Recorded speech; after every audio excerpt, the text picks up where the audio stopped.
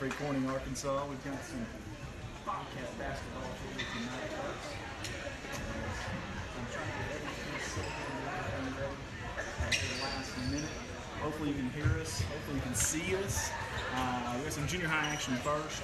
Apologize, getting a little short-handed here, but it is basketball time here in God's country. Hoxie, and of course our beloved Corning ladies, junior lady Bobcats, I should say.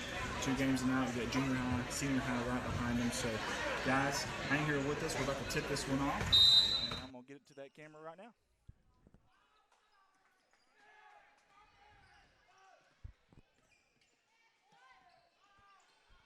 And there we go. The first shot is off the mark. Rebounded here by the junior lady Bobcats. And I believe they are undefeated, from my understanding, which, my goodness. It's fantastic stuff so far. I know it's early on in the year. Actually, we're about midway, actually, on their schedule. Fantastic stuff. Guys, you know, I'm by myself here tonight. I'm going to try to do this thing the best I can, and this is kind of impromptu. We weren't going to do this tonight and was able to get back in time to make it happen. So here we are. Bobcats' first attempt is no good. Rebound, offensive rebound there. Love to see, I believe that's Woods on the board there, and it was down low in the paint, and she has dominated the paint so far this year. And it looks to be continuing. I apologize. We're trying to get the right cameras here for you. We're still not quite settled, and I am sweating bullets up here. First shot is up. It's no good by Woods. It got awful quiet in here, and you love to see that. That's a very smart crowd from Corning. Extremely quiet here. Next one's up. No good. Hit off the rim twice there. Hoxie's going to come out with a rebound.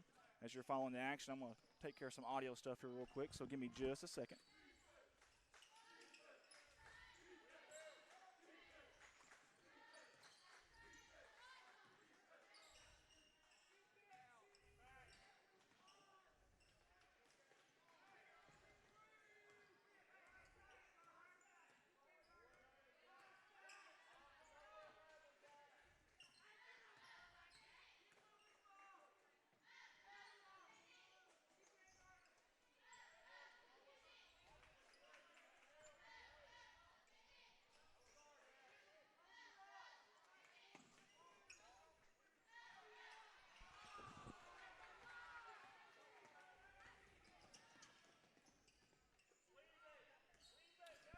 Bear with me here, guys. I'm almost back now.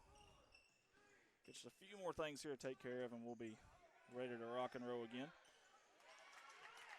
As Hoxie scores the first points of the game tonight, 2-0 in favor of the Lady Mustangs. And we appreciate everybody for already tuning in with us. Got a weird setup tonight. Don't even have a table to really to put the roster and stuff on, so I'm going to be holding it while I'm trying to direct as well turnover there for the Lady Bobcats. Not a good start here for the junior Lady Bobcats, but if they've shown anything this year, it's the ability to be able to, no matter what portion of the game it is, if it's early, if it's late, to go on a quick run. And I tell you what, they can score, and they can score in a hurry. And it starts typically with their defense. You about saw it right there. Active hands, speaking of, here we go. Here comes the junior Lady Bobcats already. Trying to get you some different angles here if I can. We've only got 3 cameras tonight, and one of them's not manned, so we apologize if it's not quite the production that we usually give you. Bobcats looking for any kind of open shot here against this zone of Hoxie. And they're almost daring them to shoot the 3, which I'm not so sure I would be doing that. I don't think they've watched their film on these junior Lady Bobcats. However, we did miss a 3 there, and the putback attempt by Woods. I tell you what, she's got 2 or 3 rebounds already in the early going. Bobcats still struggling to find some offense against Hoxie early on. 3:10 to go here in the opening quarter.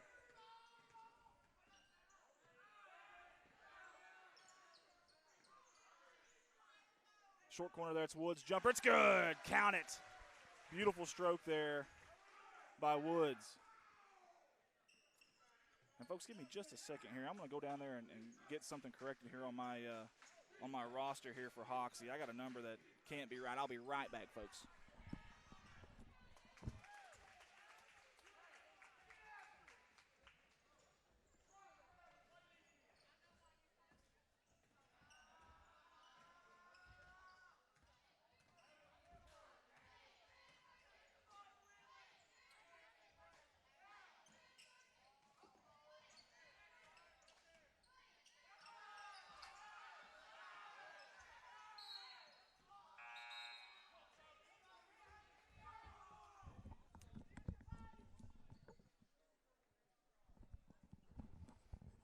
Okay, guys, I'm back up here with you again. Sorry, again, I've had to come in and out here a little bit trying to get everything set up, a little short-handed.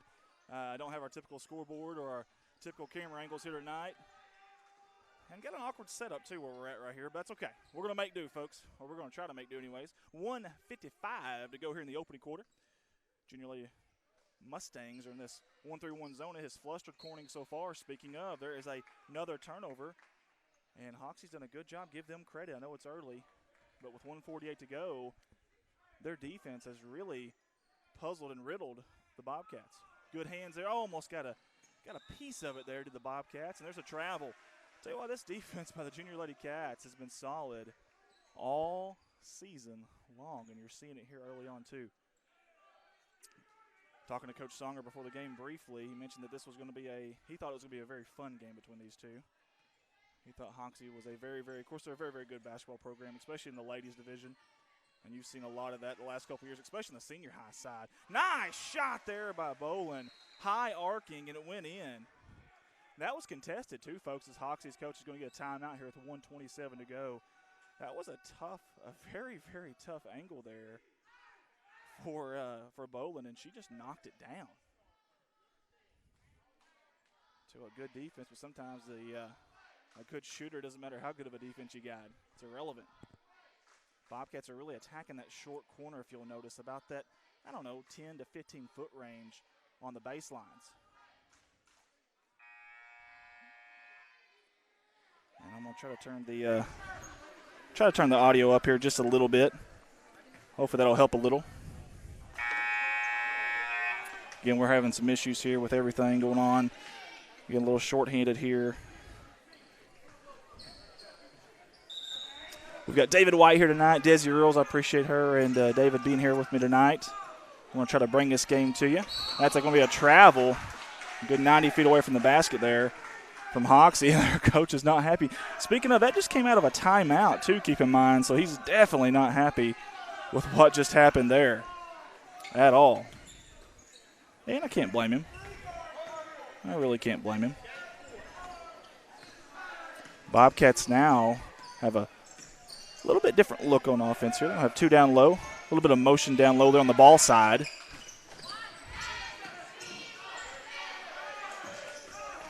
.105 to go here. 4-4 is the score here at Bobcat Gymnasium. Early on, shots up, no good. Offensive rebound by the Bobcats. Cannot buy a basket down there, especially on the rebounding end, on the offensive rebound. Down low, it's been tough for them, but here they come again.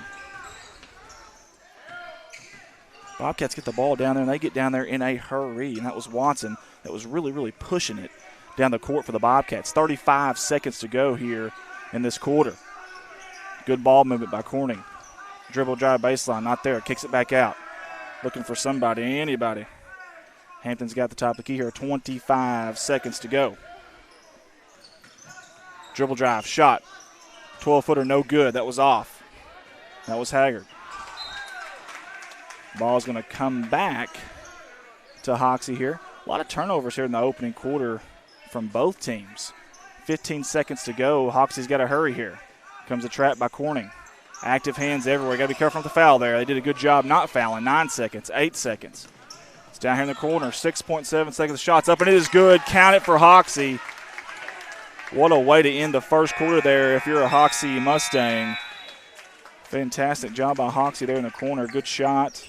And I'm still working on their roster, trying to get their roster for us if I can. All right, guys, give me just a second. I'm going to go down there and make sure I get this roster correct. So we're going to go without some audio here for just a second, okay? Y'all bear with me, and I'll be right back.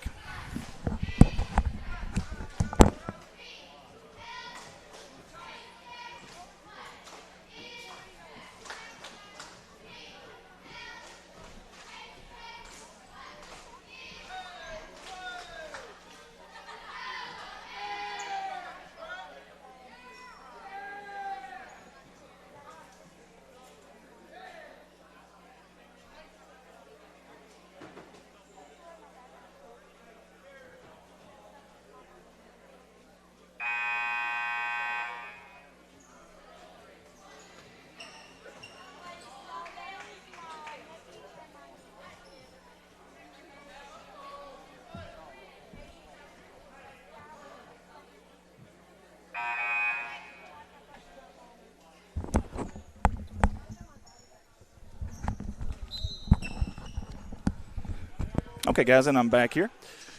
7-4 after 1 quarter of play in favor of the visiting Hoxie Lady Mustangs, Junior Lady Mustangs, I should say. Bobcats trying to find some kind of opening here and find a way to find some holes in this 1-3-1 defense of Hoxie. They don't really extend it that much. They're almost like the three-point line is a barrier. It's almost like that's a wall that they don't extend past. Good dribble drive shot, no good though. That was Watson. Good dribble drive. She made her own space there, found her spot, just no good. Here comes Hoxie in a hurry. And we just finally got a roster for them, so I apologize to any Hoxie fans. As Forster here, dribble drive, looking for a nice little entry pass there, but it was no good as the Bobcats are stealing it. They are very active, are the Bobcats, with their hands down low. You love to see that. Again, Hoxie almost daring Corning to shoot the 3 ball here. And Hampton kind of surveys the field here, or the court, I should say. Montana trying to find somebody open. You're going to have a little bit of movement away from the ball right here, and they do get it. And one, count the basket for Bolin with 4:49 to go here in the opening quarter. And she earned an extra one at the charity stripe. Did Bolin. I was just about to say, you've got to find something away from the ball, and you got to have some movement away from the ball. Nothing else seemed to be working, and just as soon as we said that, here comes Bolin rolling off of a screen. Free throw was no good, though. Hoxie still maintains the lead. Pushing it out. Here comes the Bobcats swarming on defense, but they're going to be charged with a foul. I believe that's Woods. And if so, I think that's her first, if I'm not mistaken. It is, yeah. That is her first. I was thinking it was her second for just a second there, but it was her first. Bobcats are in looking like a little bit of a zone, almost like a matchup zone here. You see they're following the player. Whoever's in their zone, they're following them no matter where they go, even if it's out of their zone. Good job by Wood stepping in the passing lane there. She picks that one off. Another turnover from Hoxie. Give the Lady Bobcats credit there. Here comes Hampton. She finds Bolin. Bolin dribble drive, kick out Hampton. 4:10 to go before halftime here at Bobcat Gymnasium. Corner, dribble drive, shot, up, good. Watson, count it. Bobcats take the lead with 3:58 to go, and here comes that press. Let's see if that press can fluster Hoxie like it has so far. Montana did a good job there stepping in the passing lane. Fantastic job there. She had nowhere to go with it, though, and didn't want to save it back there and risk anything, so she did the smart thing there and just kind of ate it, if you will. Another one in the passing lane, and that's going to be Hampton. You got to pass with confidence and conviction if you're Hoxie. These lazy, lackadaisical passes will not work against this Bobcat press. Got to pass it with a purpose. And it's coming back Corning's way. Man, here we go. And the crowd's getting into it here with 3:46. Added a second there. 3:46 to go here in this conference matchup. And again, talking to Coach Songer, he thought it would be a duel, and so far it has been. Still early on, though. Under 3:40 here before halftime.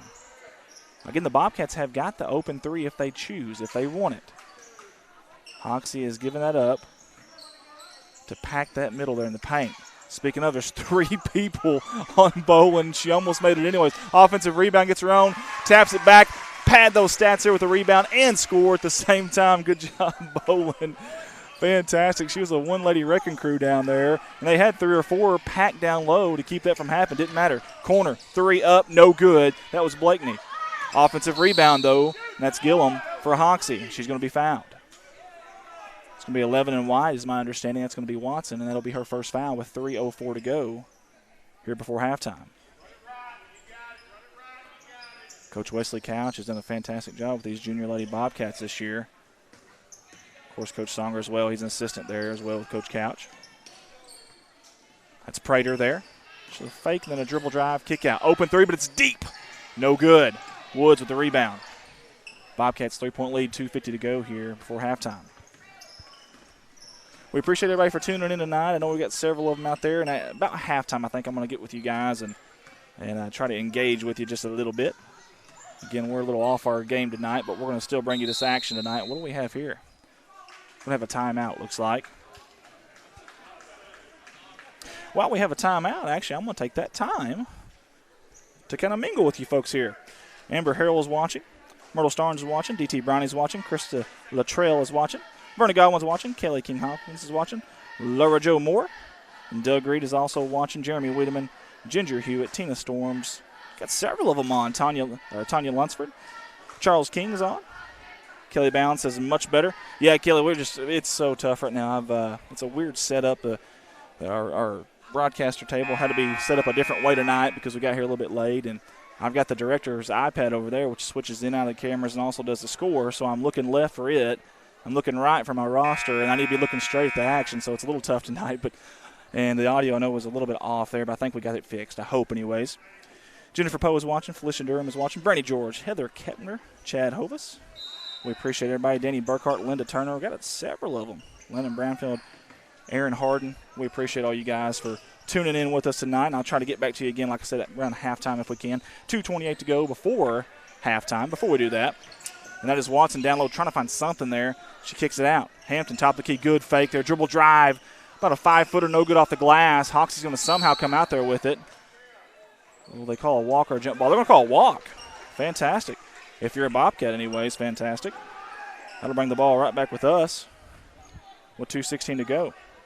We'll be inbounded underneath their own goal, and you expect Hoxie to be in a zone here, especially underneath their own goal, and they are. Or under Corning's goal, I should say. Again, they're daring Corning to shoot that three-point ball, and Corning is not taking the bait so far. Down low, Woods is trying to get something out of there. She does. Kick out. Dribble drive. That's Hampton. Caught kind of a no-man's zone there. Kick out. Open three, Woolard. No good. Off the heel of the iron. She's going to get her own rebound, though. Good job by Woolard. 1:49 to go here in the second quarter. Here in God's country, a little conference action for you. Junior ladies action between Hoxie Mustangs and the Corning Bobcats. Woolard thought about it again. She about took it. Bolin with people all over her. I mean, just draped over her. Goes up strong, and she's going to earn 2 shots. And who did they call that one on? If that's on 23, which is Gillum, I think that's her second, and it is. Second on number 23 in green. Bolin first one. It's up. No good.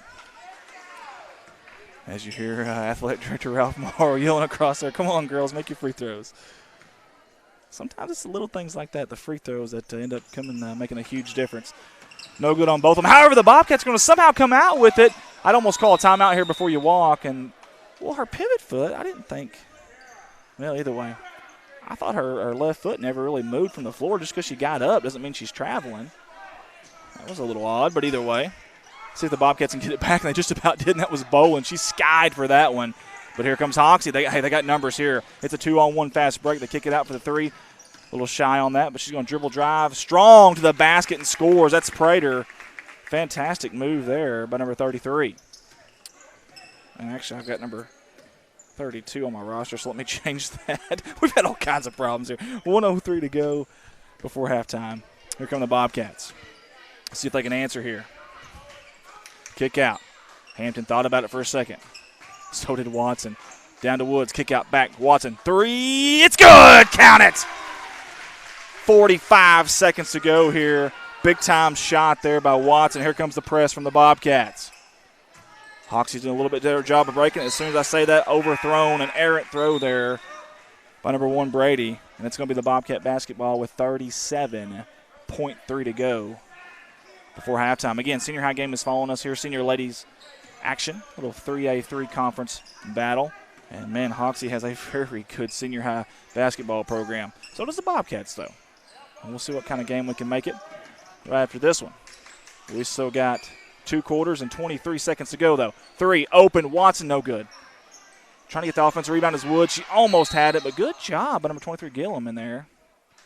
And what are they calling here? They're going to call a travel on Hoxie, I believe. As Gillum and a teammate down there kind of, I don't know, almost wrestled each other for the ball. In simultaneous possession, they're going to call the travel. Bobcats caught a break there with 16.6 to go. Inbound play. Oh, almost had an open shot was Woolard. Kick back out. Hampton. It's a long 2. No good. Woods, good job on the offensive glass. She's going to try to go up strong. She's going to kick it out. We're going to have another travel with 7.1 seconds to go. Travel galore. We've traveled the entire globe tonight, or at least the entire county of Clay tonight. That's at least 6, maybe 7. I don't know, maybe 8 travel calls. Great job there. Picked her pocket, stole it. Interception by Bolin, goes up strong with 3.8 seconds to go, and she's going to earn 2 at the line. Wow. I thought the matrix there for a second. She just went up quick, and then that ball almost took her back on her back there. It was a bullet. I don't know how she caught it. I really don't, as it gets very, very quiet in here. 3.8 to go. First one's up, and it is good from Bolin. Good shot. Gives the Bobcats a 5-point lead here. Again, 3.8 is the time on the clock here. It's up, and it is good for Bolin. Count the basket, or the free throw, I should say. 3.7 seconds to go, and they're just going to hold it, is Hoxie. They're going to be content going into halftime here, down by 6 to our Junior Lady Bobcats. And, folks, while we got an opportunity here, we're going to have about 10 minutes, I believe, of opportunity to talk to you. So I'm going to take a second here to go on the social media and look at, see if anybody's engaging with us here today. Katie Manette's on here, Shonda Daniels, Trevor Poe, Corey Godwin. We appreciate you, Corey. Miss George is also watching. Colton Ladyman is watching. We appreciate Colton and everything he's done for us. He's done a fantastic job here. And, I mean, he was the brains behind everything. And, being a director is not easy. And, he did a heck of a job while he was here, and he's still with us. He's just taking a little time off tonight. Logan Bateman is watching. Beth Varvel, Sandra Miller is watching. Raylan Lucy, Ricky Morales, Doug Reed, Laura Jo Moore is watching. We appreciate you guys. Appreciate everybody for tuning in. Again, it's a little bit kind of impromptu. This wasn't something that we had planned on doing necessarily, and then kind of last minute we were able to make it happen. Thanks again to David White and Desi Earls for jumping in here with me and helping out with this tonight, because it's really tough. The system's really there's a lot to it, and it's really, really tough if you don't have people here to help you out. And I've been very, very, very, very blessed to have several of them to do that, and I really do appreciate them. And, guys, I guess while we got a little bit of time here, we got 8:48 to go. I'm going to click it over to our sponsor video.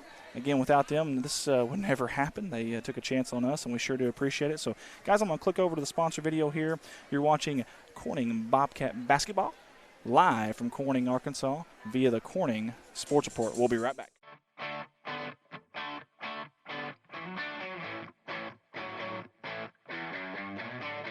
Harold's Barbecue out of Corning, Arkansas. Proud sponsors of the Corning Bobcats. The best barbecue in town by a stoplight. Stop by and say hi to the crazy pitmaster, Lyndon Massey. Carry out, dine in, catering. Come hungry, leave happy. Harold's Barbecue. A big thanks to Goodman Drug Company out of Corning, Arkansas. Kathy Goodman and staff would like to invite you to drop by for any of your pharmaceutical needs and or Razorback and Bobcat apparel. Drop by and see them Monday through Friday, 8:30 to 5:30, and Saturday, 9 to 1, or use the convenient drive-thru. Goodman Drug Company out of Corning, Arkansas. Red Taylor Ford, locally owned and operated by the Taylor family since 1977.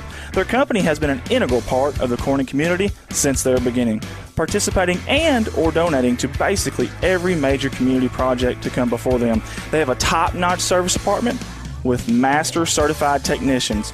Contact them for all of your automotive needs at 870-857-3516 or at www.redtaylorford.com. This is Mike Vincent, Certified Public Accountant. I've been a Bobcat fan for as long as I can remember, having worn the black and gold as a student years ago. Join me in supporting our students as they proudly represent our school and community.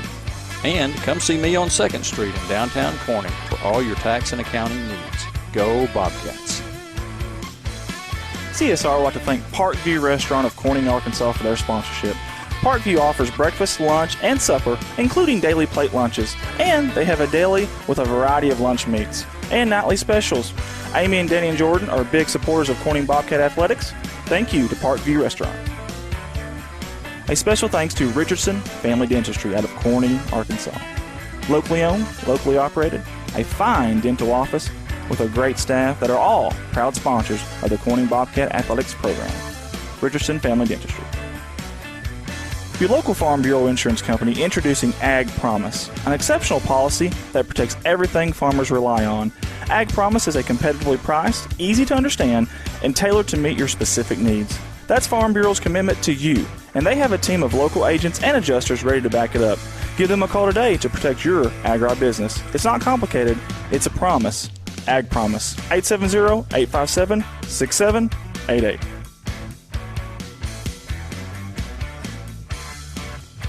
A special thanks to Solace Grain Bins and S&L Irrigation on their sponsorship. Whether it's grain bins, wells, pumps, underground pipe, or any service of that nature, Solace Grain Bins and S&L Irrigation will take care of you. Rhonda and Jerry Solace would like to wish the Bobcats the best of luck on the upcoming season. First Choice Healthcare in Corning, Arkansas, proud sponsors of Corning Bobcat Athletics, celebrating 25 years of community health care. At First Choice Healthcare, we practice compassionate, affordable health care for everyone to help improve lives and build healthier communities. First Choice Healthcare, your community, your health. CSR would like to give a special thanks to B&B Well Drilling out of Peach Orchard, Arkansas, for their continued support of Corning Bobcat Athletics. Brian and Lisa Bass are proud graduates of Corning High School, and they invite you to call them for any of your well drilling needs. 870-215-3808, B&B Well Drilling. A big thanks to Clay County Electric Co-op out of Corning, Arkansas for their sponsorship. CCE is an electric utility company in Clay County with dedicated workers and a friendly staff, and have always been proud supporters of Corning Bobcat Athletics. Clay County Electric Co-op, 3111 US 67, Corning, Arkansas, 870-857-3521. A special thanks to Woolard Flying Service out of Corning, Arkansas for supporting Bobcat Athletics. Matt Wooler would like to wish the Corning Bobcats the best of luck this season and also remind them that the sky is the limit.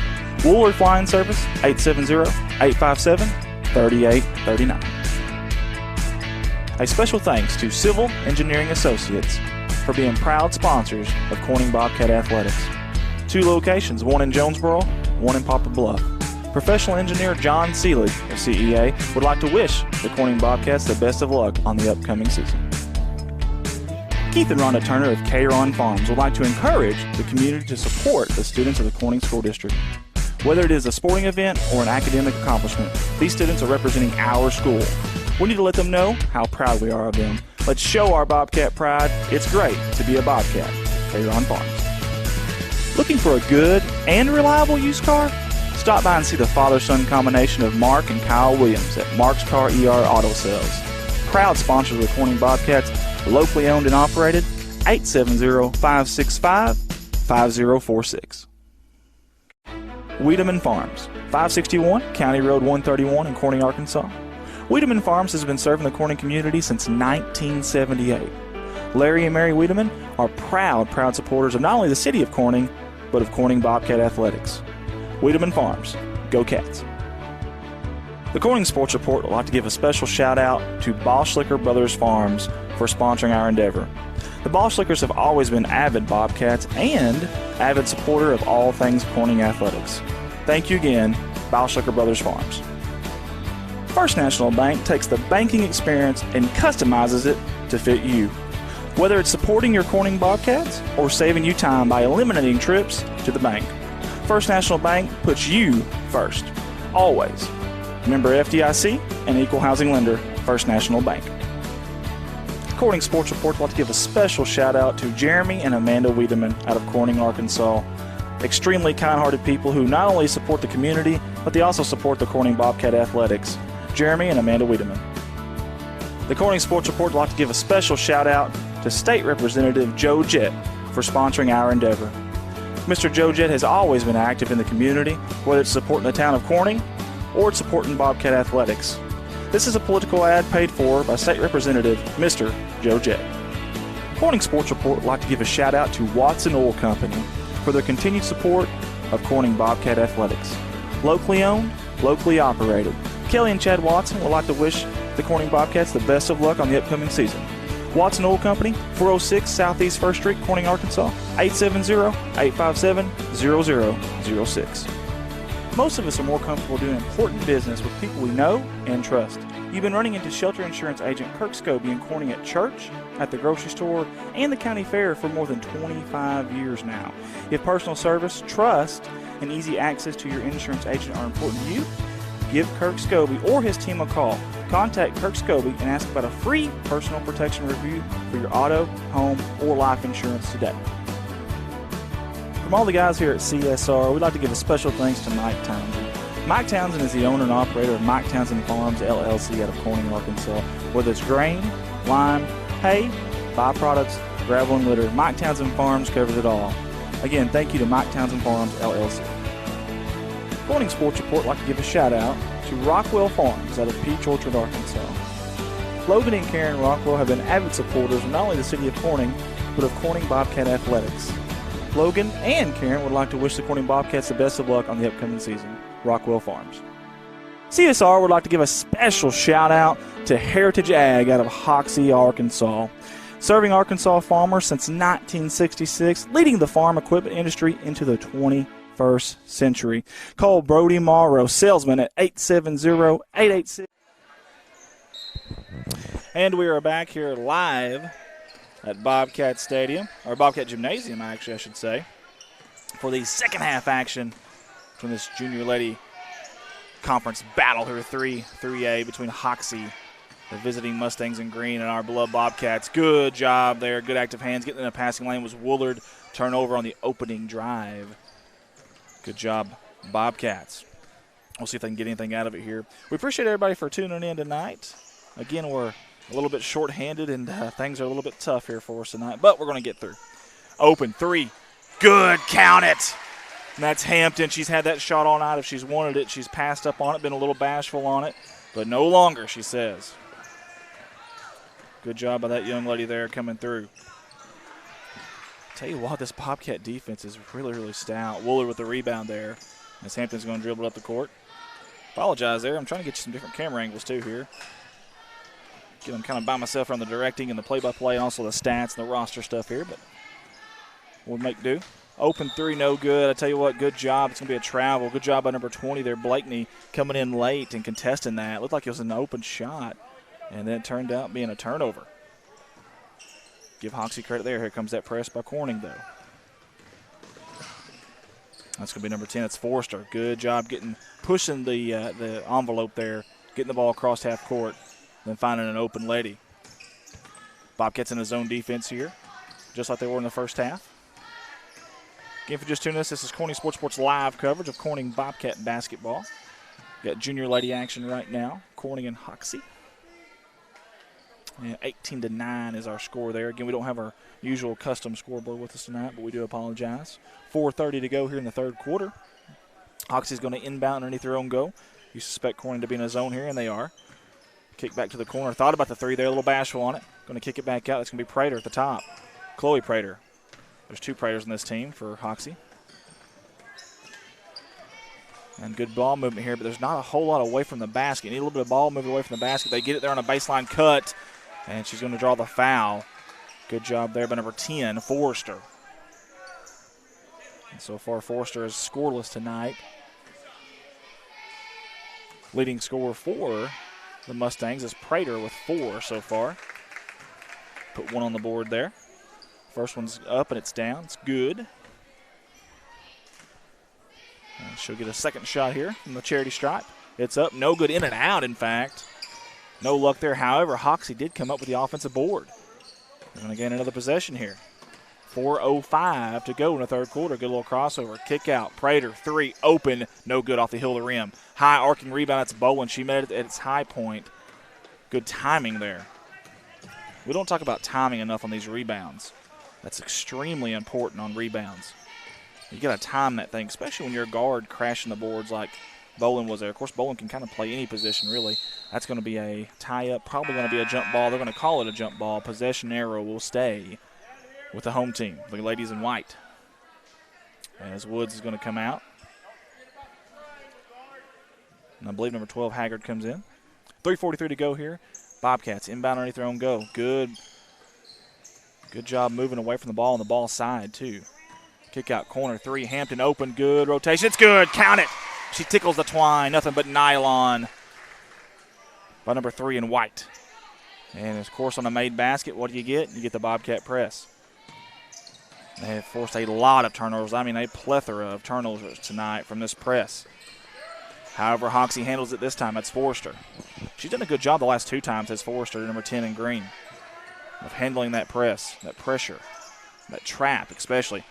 Errant throw, looking for an entry pass down low, however, overthrew, and that's going to be a turnover. And here comes the Bobcats again, 3:02. And they're content just kind of taking it slow, not worried about the transition baskets. They got a lead here. It's late. Down low, I tell you what, you get Bowen that low, most times she's going to make it. She does not this time. However, offensive rebound, Haggard kicks it back out. They're going to set it back up. Back over to Watson. Back down to Bowen. She's on the block when she caught it. Good job. It was a block from behind. Fantastic job by Hoxie. I think that was Gillum. And then going coast to coast here and drawing the foul is Forrester. 2:39 to go. She's going to have 2 shots, I believe, because it was on the shot, and it was. Give Forrester credit there for pushing the issue, not waiting around. First one's up. It is good. Hoxie's trying to desperately get this game back into single digits. They got an opportunity right here with 2:39 to go. Next one's up. It's off. Clanked that one off the side of the rim there as Bolin got the rebound. Good entry pass down low to Haggard. She's looking for some help. It's going to be a jump ball, and this time the possession arrow should. Yes, it does. It belongs to Hoxie this time. For the Bobcats, Bolin has 8 points so far. Watson, I believe, has 4 points, and Woods has 2 points. Here comes Hoxie again. They did a good job. There was going to be a charge. Good job by number 11, Watson in white. Sacrificing the body there. And we don't talk about that. I wish they'd keep a charge stat at all levels. I really do. We don't talk about the charge enough. You give up your body out there like that, and it's you gotta let it running full speed right at you. Bolin again. She's going to try it for the 3rd time down low, and this time she scores. Again, she is earning that basket before she even gets the ball. She is getting position. She is just kind of bulldozing her way down there on that low block as Hoxie comes breaking the press here. And when you get it down that low, it's essentially turn and shoot. Open 3 there for Hoxie, no good. And that was Blakeney on the shot. Hampton with the rebound. 23-11, 148. And ticking here at Bobcat Gymnasium in God's Country, Corning, Arkansas. Again, Bolin down low. They're looking for her. They're going to double team her down there in that zone. That's kind of what that zone's for, to really cram the middle. And there's 3 people on her. She's going to go up. Does she draw the foul? I think she did. Now, the next question, is it on the shot or on the floor? They're going to say it's on. They're going to say it's on the floor. Either way, good job for the Bobcats. 2 team fouls right now against Hoxie. Also 2 against the Bobcats. Again, 1:33 to go. Nice inbound play. Open 3. Watson, no good. Bolin with the offensive rebound, crashing the board. She goes up strong, but no good. Just cannot buy a basket here. The ball finds her, and a 1 for Bolin. Count the basket. Wow. Hey, Ma, look what I found. And I believe that's going to be number 25. Brickley's going to come in as Willard comes to the bench and gets a high five from Coach West Couch. 1:23 to go here. Bolin earned the extra shot, the charity stripe here, for an old-fashioned 3-point play. Let's see if it goes in. It's up, and it is good. Fantastic job by Bolin. 1:23 to go. The Bobcats have a 15-point lead, and here comes the press again. We've said it a lot. Hampton got her hands in there. Could not come up with it. Somehow Forster splits 2 Bobcat defenders. Now it's 2-on-1 here. She decides to take it herself, goes up, does draw the foul. That foul was on number 25, Brickley. Bless her heart, Brickley just came in. She's already drawn a foul. But she did a good job there. Here's the thing. You can either give up that easy layup or you can make her earn it here at the charity stripe. Speaking of, she missed the first one. So it was a good foul, obviously. Good job by Brickley. Forster's going to have another one here. From the black line, 15 foot away. It's up. It is no good. Long rebound. That's going to be Watson, comes up with it. Anytime he hits off the heel of that rim, it's going to come back pretty far, usually, especially on a flat line like that. 1:08 to go here, 3rd quarter. Bobcat Gymnasium. This is a conference matchup. They're double and nearly triple team in Bolin. You got one open here. That's Haggard in the near corner. They try to find her. Good poke there by the Hoxie defense. Ball's on the floor. Who's going to come up with it? They're going to call a jump ball, but I'm not sure Hoxie ever had their hand on it. But either way, 56 seconds to go. You love to see the ladies getting on the floor there and diving. And, they just – you see that a lot, especially in the ladies' basketball. They are willing to just give the body up there, dive on the ground there on that hardwood for the betterment of the team. Kick out. 3 open No good. Oh, it was in and down. Tell you what, came back out. Offensive rebound by Haggard, though. Watson would like to have it back. Hampton goes up instead. Ball was deflected, I thought, with 42 seconds to go. That's what they're going to say. It was deflected. Corning's going to maintain possession here. Although I think Boland was running off the court there to the other side. Now she comes back in your picture into your screen with 42 seconds to go. Bobcats have gotten some open shots off these inbounds underneath their own goal. Boland, one dribble, pop up, no good. Rebound for Hoxie. Looking for some help, though, is Gillum. She's got it in Prater. 33 seconds to go here. Trying to break the press, and they do. Corner. Still looking. There's 28 seconds to go. No matter what the Woo crew is yelling over there. They even made the buzzer sound and everything. They were yelling 3, 2, 1 there. 19 seconds to go. Dribble drive, kick out. I believe it's going to be a turnover, and it's going to be the Bobcat basketball. Good job by the defense there. When Forrester drove, they almost knew she was going to pass there and kind of went off of her a little bit. That was kind of interesting. I don't know if they just didn't want to draw the foul or what that was all about. That was really unique, though. Down low, Boland catches it, goes up strong. No good. Offensive rebound. They're trying to get it. They cannot. However, Hoxie comes out with it. 2.6 seconds to go, and there's going to be a foul. Man, you hate to see that, especially that late in the game clock. That's going to be the fourth team foul on the Bobcats as number 35, Montana, comes in for number 2, Boland. 2.6 seconds. I got to do something and do it in a hurry. You got time for about 2 dribbles here at most. There's one. There's nothing. She's going to throw it up. To no avail. That's the end of the third quarter, folks, here at Bobcat Gymnasium. It's the Corning Junior Lady Bobcats 26. The Corning Junior Lady Mustangs 11. And we've got one more quarter to play here again at Bobcat Gymnasium. Wow, we've got a second here, though. I'm going to go and engage with some folks here on social media. Chris King is watching from Conroe, Texas. Never even heard of it. I read that pretty quick, and I thought it said Cornrow, Texas. It's Conroe. Now, I'm not sure what our cameraman's doing there. What's he looking at? Look at this, Desi. What's our cameraman doing? I don't know if y'all can see this or not, but he's just randomly just pointing the camera in different spots. So, and now we're on the freshly polished court here. Beautiful court, by the way, I might add. So we're not sure what he's doing there, but either way, we'll get it back to the wide view. Again, we appreciate y'all for tuning in. Dana Martin's watching. Pam Williams is watching. Jim Davis is watching. Kinsey Blanchard, Dakota Boyd. Misty Cook is watching. Scott Sledester is watching. Sue Roark, Brian Dodd. Lorena Dockery. Magnolia tuned in. I like it. I like it. Well, we appreciate you guys. You're always very, very good to us, and it means a lot. And I'm hoping to get down there for a basketball game if we can get their administration to be okay with it. Eric Baker's watching. We appreciate you, buddy. And Misty Cook is also watching. Let's get back to that cameraman. Let's see, where's he at now? Okay, so he's on the game action now. Okay, I'll give him credit. I'll go ahead and pay him his 3 Tootsie Rolls, but I still don't know what he was doing. But either way, here we go. Fourth quarter action, 5:50. Just kicked it off in the fourth quarter, the last quarter here. Any hope for the Hoxie? They got to hurry up and get something going here. They are down by 15 right now. I'm not saying you need threes, obviously, but you definitely need some stops on the defensive end for one. You got to quit turning the ball over if you're Hoxie if you want to have a shot at this and getting back in it. Speaking of, jump ball, or what are we going to say? They never really made the notion for jump ball, but they're pointing towards Corning. The possession arrow is in favor of Corning. I'm assuming that's a jump ball. Yes, the possession arrow just changed. The Silver Fox, Ronnie Jones, changed the possession arrow there for us. So that was a jump ball. Watson thought about it.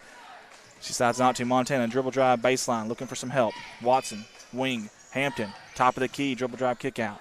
Back to Montana, open three. She's going to take it. It's blocked. Good block there. However, Haggard's going to come up with it. She's going to score. Good job being at the right place at the right time, not giving up on the play was Haggard. Number 23, I believe, was Gillum who actually blocked that shot. Give her some credit, too, for getting out there in a hurry. She did a great job to Gillum. Here's Prater. Kick it out, but she traveled first. A little hesitant. She had 2 people there. It was 3-on-1, about 3-on-2, actually. She had a lady trailing her there, but a little hesitant on which way to go with it. That little bit of hesitation doesn't take much. That little bit of hesitation is what caused that travel there. 4:50 and counting. Junior Lady Bobcats, from my understanding, are undefeated this year. They have had a heck of a season so far, and it looks like it's continuing now. And I tell you what, Coach Songer, again, talking to him before the game, he was a little bit worried about this game. He thought it was going to be a good one. He thought Hoxie was good enough to definitely challenge them and make a game of it, and they did early on. And who knows, we still got 4:30 to go here in this game. Montana, high arcing three, no pot of gold into that rainbow. However, Watson somehow come up with the offensive rebound. Was body checked there, hockey style, but no call. She's still dribbling here, though. 1-2-2 zone from Hoxie. Short corner, 15-footer, no good, rimmed out. Hoxie comes with the rebound, so we poked out, but I think they're going to maintain possession. Good job by Blakeney getting down there and getting the rebound. And we'll go back to our other cameraman. Let's see what he's doing now. Okay. He's focused on the other end's goal. I'm not sure.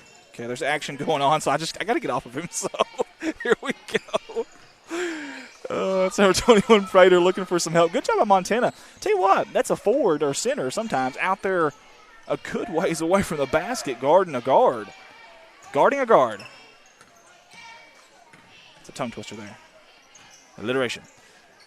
Out in the corner, it just ended up falling up to her. Three is no good. Long offensive rebound, however, going up strong. Is it a jump ball or foul? They're going to call a jump ball. And Hoxie cannot buy a basket. I tell you, it's tough enough just breaking the press and getting down there and be able to set up your offense. And then when they do, the Bobcats sure aren't making it easy for them. And even on the inbound, look at that. You had number 25, Brickley, in there. And I tell you what, Corning is very aggressive. They are crashing these passing lanes, and they're doing it with conviction. They don't get, if they blow by them, they blow by them. They know they got some help back there. And that's what the Bobcats do. They have a very good help defense. And you're able to be aggressive and gamble whenever you have really good help defense on the back end. Forrester, dribble drive. Speaking of the help defense, right there it was. That's number 12. And we've called Haggard's name a lot tonight. She did a fantastic job there. Now, she may only have 2 points on the scoreboard as Haggard, but she's doing a little bit of everything. Rebounding the ball, making good decisions on offense, and then helping out on defense and forcing turnovers just like we saw there. As we're going through the cameras here, 3:20 to go in Corning, Arkansas. Again, senior high girls action following us. Good job there by Gillum of poking that ball out, and it's going to come back to Corning. I tell you, Gillum is a good ball player, especially on defense. She is showing her worth, number 23 in green. She's kind of the rim protector for them right now with this lineup, and she's done a good job down there. She really has. Her and Bolin was really battling before Bolin got in foul trouble. Good job. Speaking of, there she is again, number 23 in green. I tell you what, we usually don't give MVPs for other teams' players, but right now she would be mine just because of what she's done on the defensive end. Love it. Love to see that. 3:11 to go here. Bobcats do have a pretty commanding lead, though. We'll see if Hoxie can break this press. They got to do it in a hurry. She's trying to gain that sideline there. Can't do it. Spin move. Oh, that's dangerous. There's going to be a foul against the Bobcats. It's going to be on number 12, Haggard, and I believe that's her second, I think. Yes, that's her second foul, according to scoreboard. Not a whole lot of foul trouble here tonight. That's a good thing. Only 5 team fouls against Corning, 4 against Hoxie. The only person really in foul trouble right now might be Gillum for Hoxie, number 23. She's got 3. Aside from that, nobody else is really in foul trouble. Timeout by Hoxie. And while they're taking a timeout, I'm going to leave you there with that view from that cameraman. I'm just going to trust him. Let's just see what he does. And I'm going to talk to some people on Facebook here. We've got Doug Kennedy. Haley Arnold's also watching. Travis Foster. Kimmy Francis is watching. Haley Arnold's about to be playing a basketball game here pretty soon. One half of the Twin Towers for the Corning Lady Bobcats. Senior Bobcats, that is. And they'll be coming up next, preceding this game right here. Gayla Blanchard again, Kenny Francis, Kyla Charles watching, Benny Thompson, Darlene Thompson, Sharon LaRue, Matthew Woolard. Hey, Matt, how you doing, buddy? Miss Rapert's watching. We appreciate her. Kelly Bounds is watching from Lebanon. I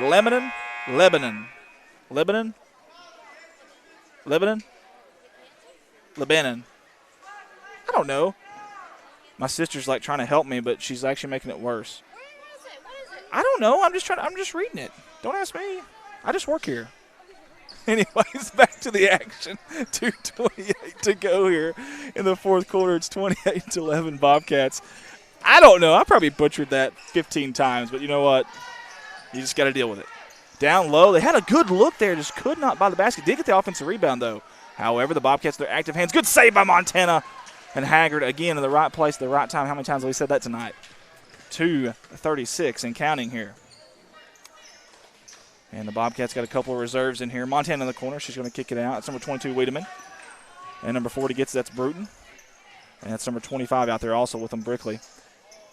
Download Haggard's got to find somewhere to go with it. She does. Again, Wiedemann down in the corner to Montana. Good job. Montana handled that low pass like a shortstop there. Dribble drive baseline. I don't know how she went baseline without going out of bounds. Well, they're going to say she didn't. I was going to say that was an amazing job, a tight-roping act there by Montana. And it worked for a little while until she got back to the paint. And then wasn't I think she kind of ran out of real estate there.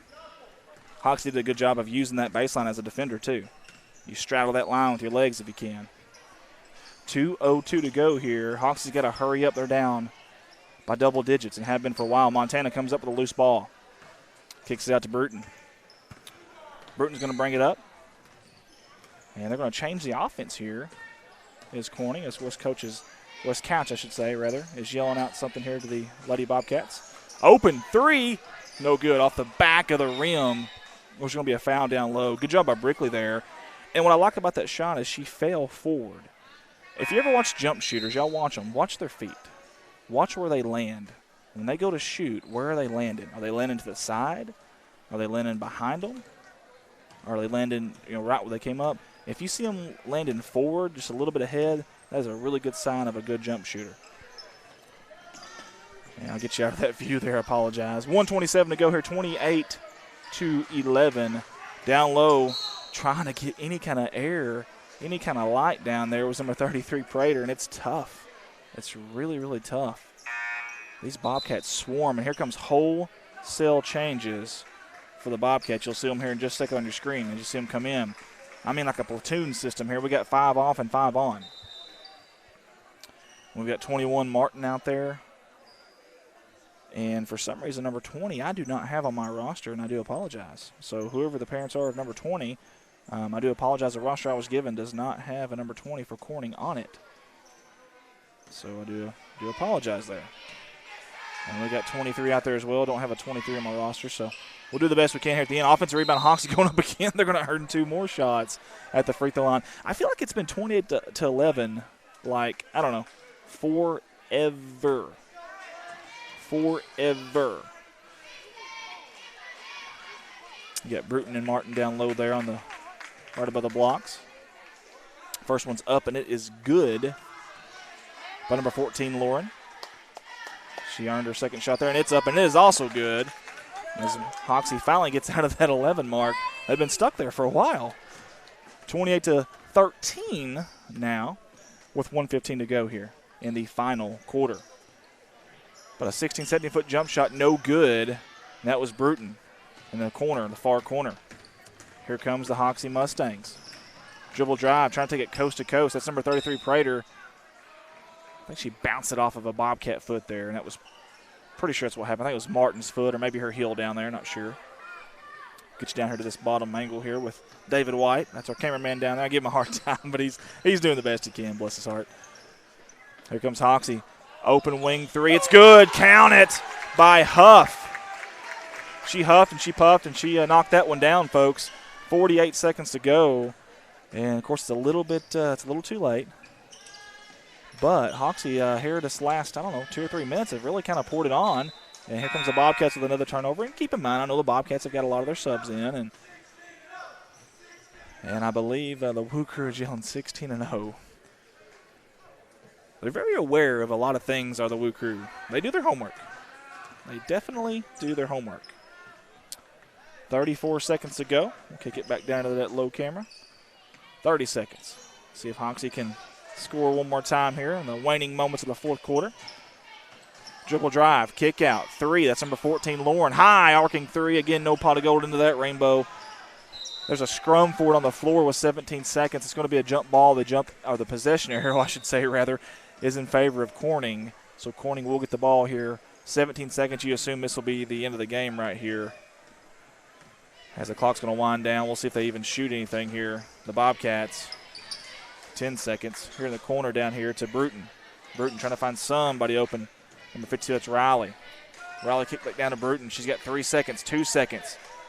That's going to be Riley for 3. No good at the buzzer. She tried it. Can't blame her for trying it.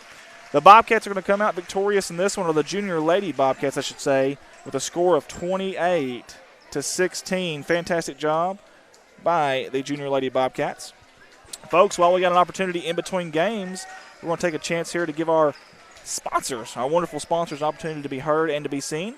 Folks, this is Corning Sports live coverage of Corning Bobcat basketball. We'll be right back at these words from our sponsors.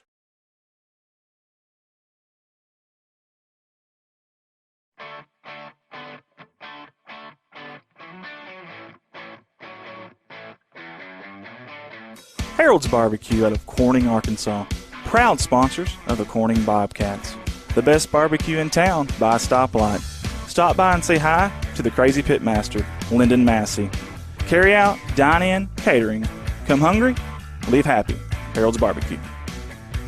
A big thanks to Goodman Drug Company out of Corning, Arkansas. Kathy Goodman and staff would like to invite you to drop by for any of your pharmaceutical needs and or Razorback and Bobcat apparel. Drop by and see them Monday through Friday, 8:30 to 5:30, and Saturday, 9 to 1, or use the convenient drive-thru. Goodman Drug Company out of Corning, Arkansas. Red Taylor Ford, locally owned and operated by the Taylor family since 1977. Their company has been an integral part of the Corning community since their beginning, participating and or donating to basically every major community project to come before them. They have a top-notch service department with master certified technicians. Contact them for all of your automotive needs at 870-857-3516 or at www.redtaylorford.com. This is Mike Vincent, Certified Public Accountant. I've been a Bobcat fan for as long as I can remember, having worn the black and gold as a student years ago. Join me in supporting our students as they proudly represent our school and community. And come see me on 2nd Street in downtown Corning for all your tax and accounting needs. Go Bobcats. CSR would like to thank Parkview Restaurant of Corning, Arkansas for their sponsorship. Parkview offers breakfast, lunch, and supper, including daily plate lunches, and they have a deli with a variety of lunch meats and nightly specials. Amy and Danny and Jordan are big supporters of Corning Bobcat Athletics. Thank you to Parkview Restaurant. A special thanks to Richardson Family Dentistry out of Corning, Arkansas. Locally owned, locally operated, a fine dental office with a great staff that are all proud sponsors of the Corning Bobcat Athletics program. Richardson Family Dentistry. Your local Farm Bureau insurance company introducing Ag Promise, an exceptional policy that protects everything farmers rely on. Ag Promise is a competitively priced, easy to understand, and tailored to meet your specific needs. That's Farm Bureau's commitment to you, and they have a team of local agents and adjusters ready to back it up. Give them a call today to protect your agri-business. It's not complicated, it's a promise. Ag Promise, 870-857-6788.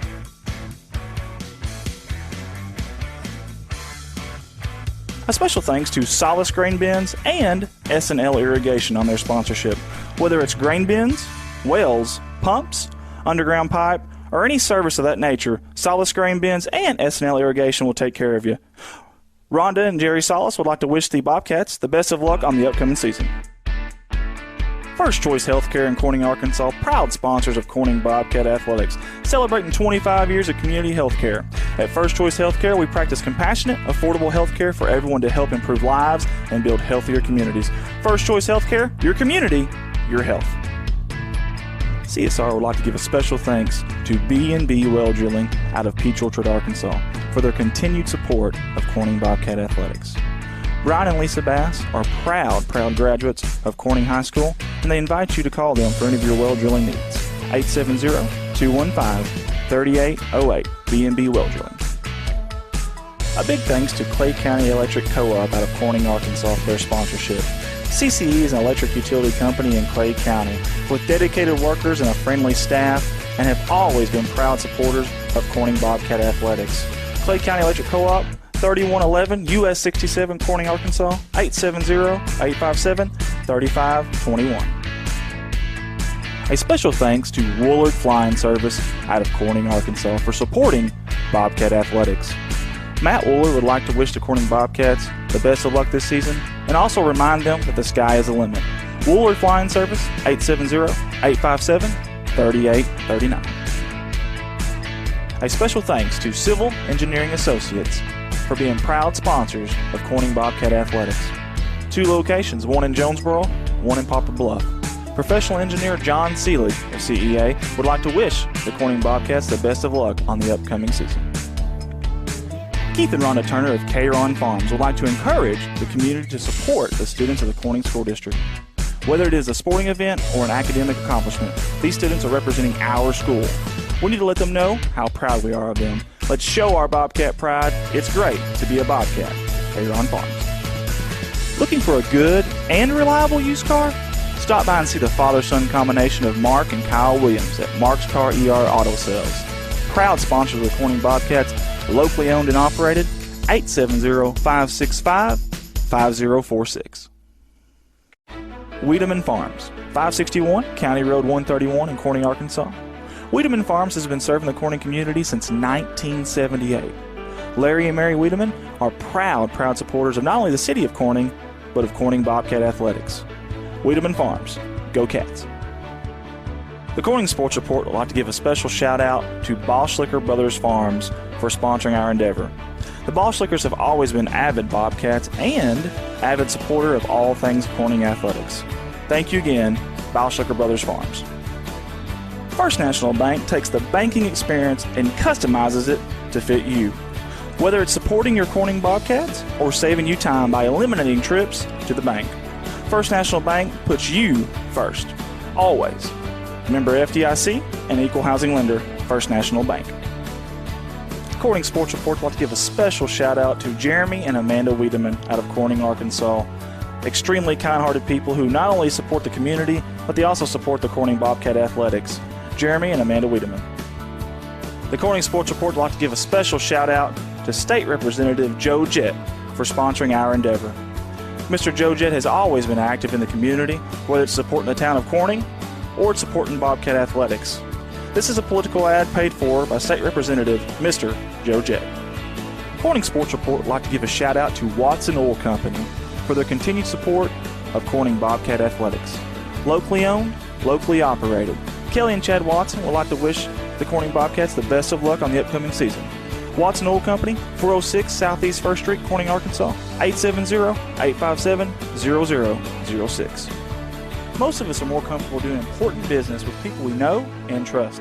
You've been running into shelter insurance agent Kirk Scobie and Corning at church, at the grocery store, and the county fair for more than 25 years now. If personal service, trust, and easy access to your insurance agent are important to you, give Kirk Scobie or his team a call. Contact Kirk Scobie and ask about a free personal protection review for your auto, home, or life insurance today. From all the guys here at CSR, we'd like to give a special thanks to Mike Townsend. Mike Townsend is the owner and operator of Mike Townsend Farms, LLC out of Corning, Arkansas. Whether it's grain, lime, hay, byproducts, gravel, and litter, Mike Townsend Farms covers it all. Again, thank you to Mike Townsend Farms, LLC. Corning Sports Report would like to give a shout out to Rockwell Farms out of Peach Orchard, Arkansas.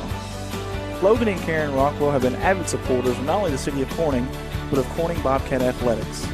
Logan and Karen would like to wish the Corning Bobcats the best of luck on the upcoming season. Rockwell Farms. CSR would like to give a special shout out to Heritage Ag out of Hoxie, Arkansas. Serving Arkansas farmers since 1966, leading the farm equipment industry into the 21st century. Call Brody Morrow, salesman, at 870-886-6663 or 870-809-1822, Heritage Agriculture of Arkansas. Hunting for a deal? Look no further than Legacy Equipment. Get a 1023E with loader as low as $133 a month. Need something bigger? Take home a 3025E with loader as low as $201 a month. Plus, take advantage of 0% for 84 months on all new John Deere Company utility tractors. Stop by any of Legacy Equipment's 7 convenient locations in Paragould, Corning, Piggott, Kennett, Hayti, Portageville, or New Madrid to take advantage of limited time savings. Some restrictions may apply. See dealer for detail. Offer ends November 1st, 2019. Corning Sports Report would like to give a special thank you to Harold Implement out of Corning, Arkansas. The Moore family has always been active in the community of Corning and also Bobcat Athletics. It's not just an Ace Hardware store, it's also a licensed dealer of Yamaha, Polaris, and Bad Boy mowers. A special thank you again to Harold Implement out of Corning, Arkansas. Corning Sports Report would like to give a special shout out to Zach Brown Farms for their sponsorship. Zach Brown Farms has always been active in the community of Corning and also Bobcat Athletics. Zach Brown, being a former Bobcat himself, wants to wish the Bobcats nothing but the best of luck on this season. Zach Brown Farms, on the road to success. When you need to find a part at a price that's right, that red and blue sign is just within sight. Roll in to CarQuest and roll on. Midwest Auto Parts, longtime proud supporters of the Corning Bobcats. Locally owned by the George family and serving your community since 1946. Midwest Auto Parts. Roll in to CarQuest and roll on.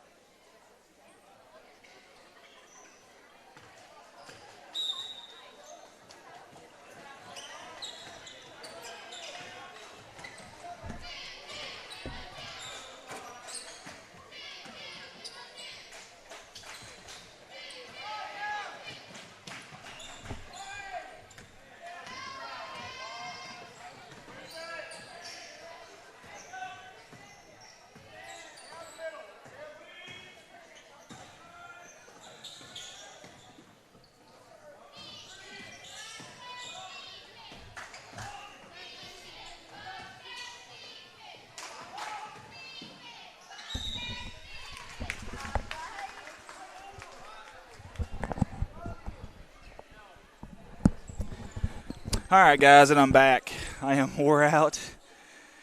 I'm getting too old to be running around up and down the bleachers and out in the parking lot there. Free throw is up. It is good. Little and one there is my understanding.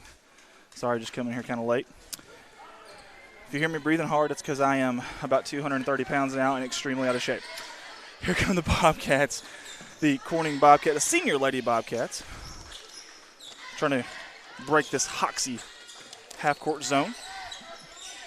Hoxie's got some lanky girls here as far as long arms, and all of their hands are up right now. You like to see that on a defensive standpoint if you're a Hoxie coach right now. Emma Russell, top of the key. She's going to back it out a little bit. They're going to change the play here. Your Twin Towers are crossing down there. Katie Clifton, wing, kick out. Russell, the sniper from three. She takes it, no good. I like the shot selection there. I'm okay with that. Just didn't work. Good job of Anita getting the passing lane, stealing it. You got one behind you there. Good job. She found a little bit of a gap there, empty seam. And here comes the Bobcats again. Russell somehow split them. Dribble drive, kick out. That was Ariel Martin out to Clifton. Cross court, Veneta, three. It's good. Count it. Veneta tickles the twine with 6:15 to go. And we've got a tie ball game here in God's country. I'm still trying to catch my breath. Another three off the heel of the rim. High arcing rebound. Somehow it's back tapped. Is it going to be in time? It is. Good job there. Brown ended up coming up with that one. Way back here. J.C. Brown. There's two Browns out there. Wow. Look at the English on that ball. Good job. Dribble drive and then just tossing it up, a little bit of backspin on it, and it worked. Bobcats down 5-3 here early on. Hoxie is a very, very good basketball program, especially their senior lady Mustangs. Last few years, they have been one of the top teams, if not the top team, in 3A. Coach Songer wants a timeout. That was awful quick with 5:27 to go. That'll leave the Bobcats with 4 timeouts remaining here. Folks, while I get an opportunity here and get a break while I'm catching my breath, I'm going to get over here with you guys and see what's going on here on the social media engagement stuff here. And I'm working on it here if I can. Sorry, it's been one of those nights. I definitely apologize. 5-3 here. As you see Coach Songer talking it over with the senior lady Bobcats. We don't have our normal customized scoreboard, and I apologize about that again. This is kind of an impromptu game and kind of just decided at last minute and hustled back from Little Rock today to make this thing work for you guys. And, of course, we only got, 3 people here? Yeah, me, Desi, my sister here beside me. She's got the main camera you're looking at right there. And then David White. This is his camera right there, and I appreciate him as well. So I'm trying to do a little bit of directing, scoring, stats, roster, and the play-by-play. Give me a little high-quality H2O there, a little refreshment. Get back into this thing.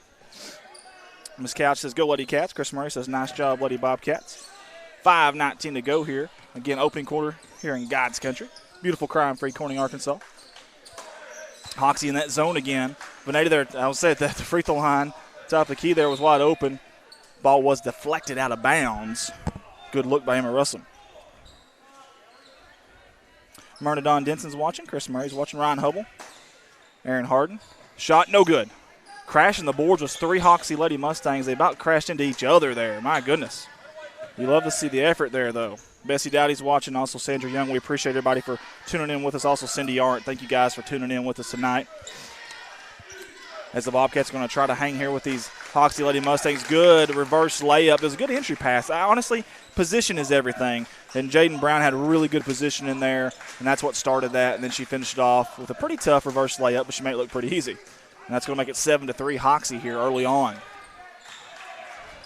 Deep three from the sniper, Emma Russell. No good. Veneta offensive rebound. No, she can't quite corral it. She's still after it. Good effort by number 12 in white, but it's going to be out on the Bobcats right there in front of the Woo Crew. Speaking of the Woo Crew, there's our other camera view there, and they are really into it. Look at that mullet. Got to love it. 4:17 to go here in the opening quarter. Good cut away from the basket. That's number 10, Jaden Brown again. She is moving so well without the basketball right now and getting in position. When she catches the ball, it's essentially just go up and finish. When she gets the ball that low in the paint, it's tough to defend that, folks. And good screens away from the not on ball side, but on the other side, away from the ball as well by the Hoxie Mustangs. Skip pass. Ariel Martin thought about it for a second. Back to Russell. Crossover. Dribble drive inside. High pass over Jerry Veneta. Knocks out one of the Woo Crew over there. Hope he's okay. I don't know if we can get – there we go. We got a little bit of zoom action there. I don't know. Who did that hit? I couldn't tell, but either way, hope he's okay there. 3:35 to go. Hey, those kids over there are really into the game. We love to see that. A little different view here for you tonight here from the baseline up high. That's an unmanned camera. Brown, dribble drive, kicked out. I don't know who she was throwing that to, but Davis ended up with it. Very fortunate there. Back to Brown. This is J.C. Brown. Cross court to Clayton. Clayton to Davis. Davis, dribble drive, left-handed. Gets down to the block and decides to kick it out. Here comes Brown. Kick out three, open wing. It's good. Count it. Wow.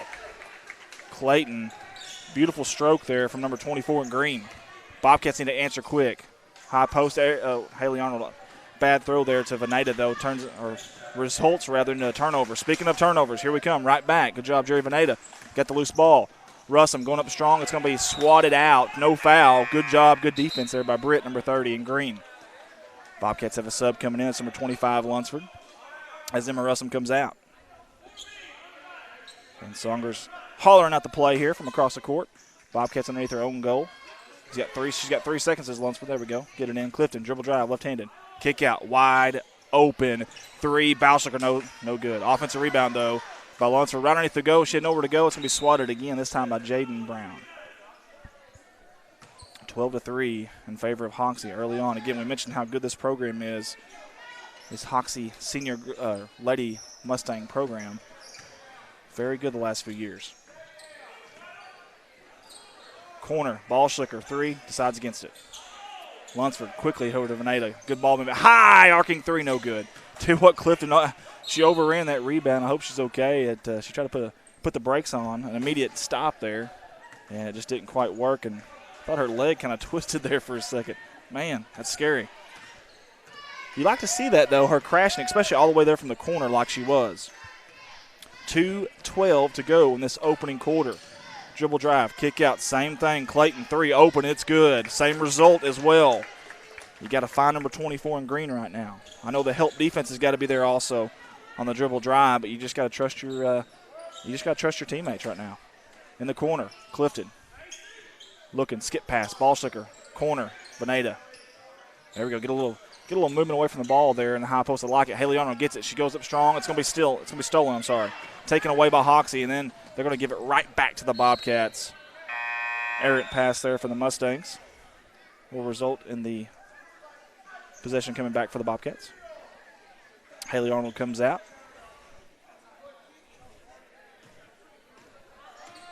And again, this is a zone defense right now by Hoxie. Again, long arms. They're very lanky.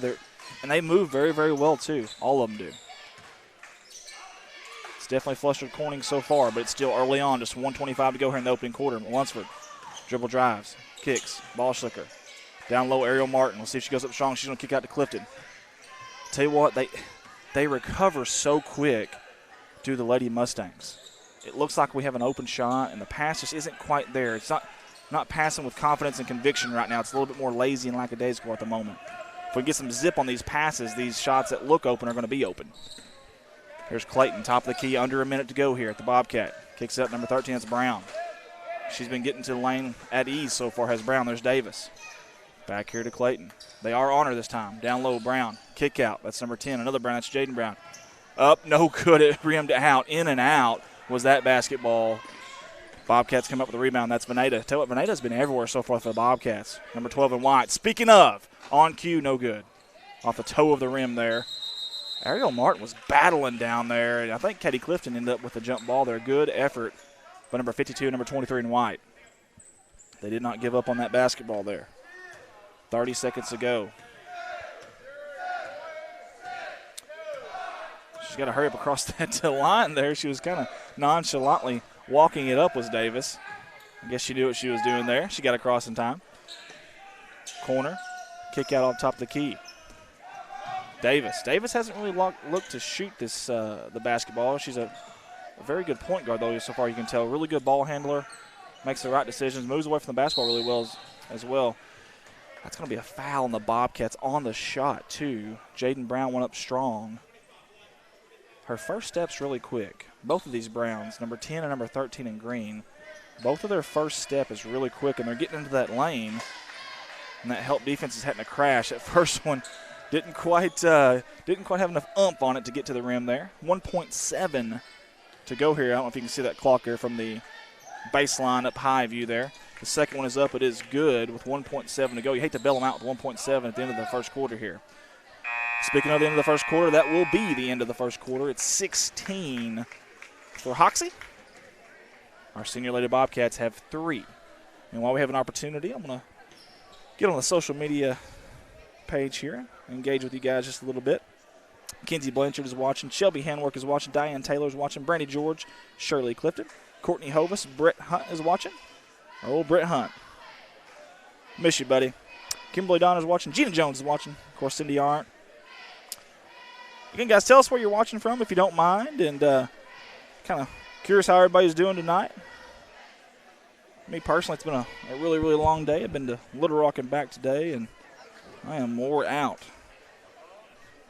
Just ran outside to meet up with a customer, and I came back in. I was huffing and puffing.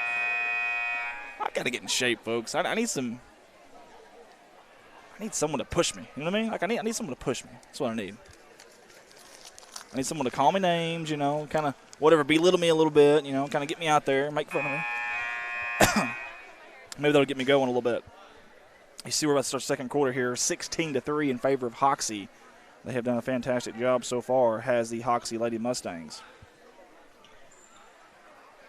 Both teams doing a really good job of not fouling either. There's only been 2 fouls total from my count here in the first quarter.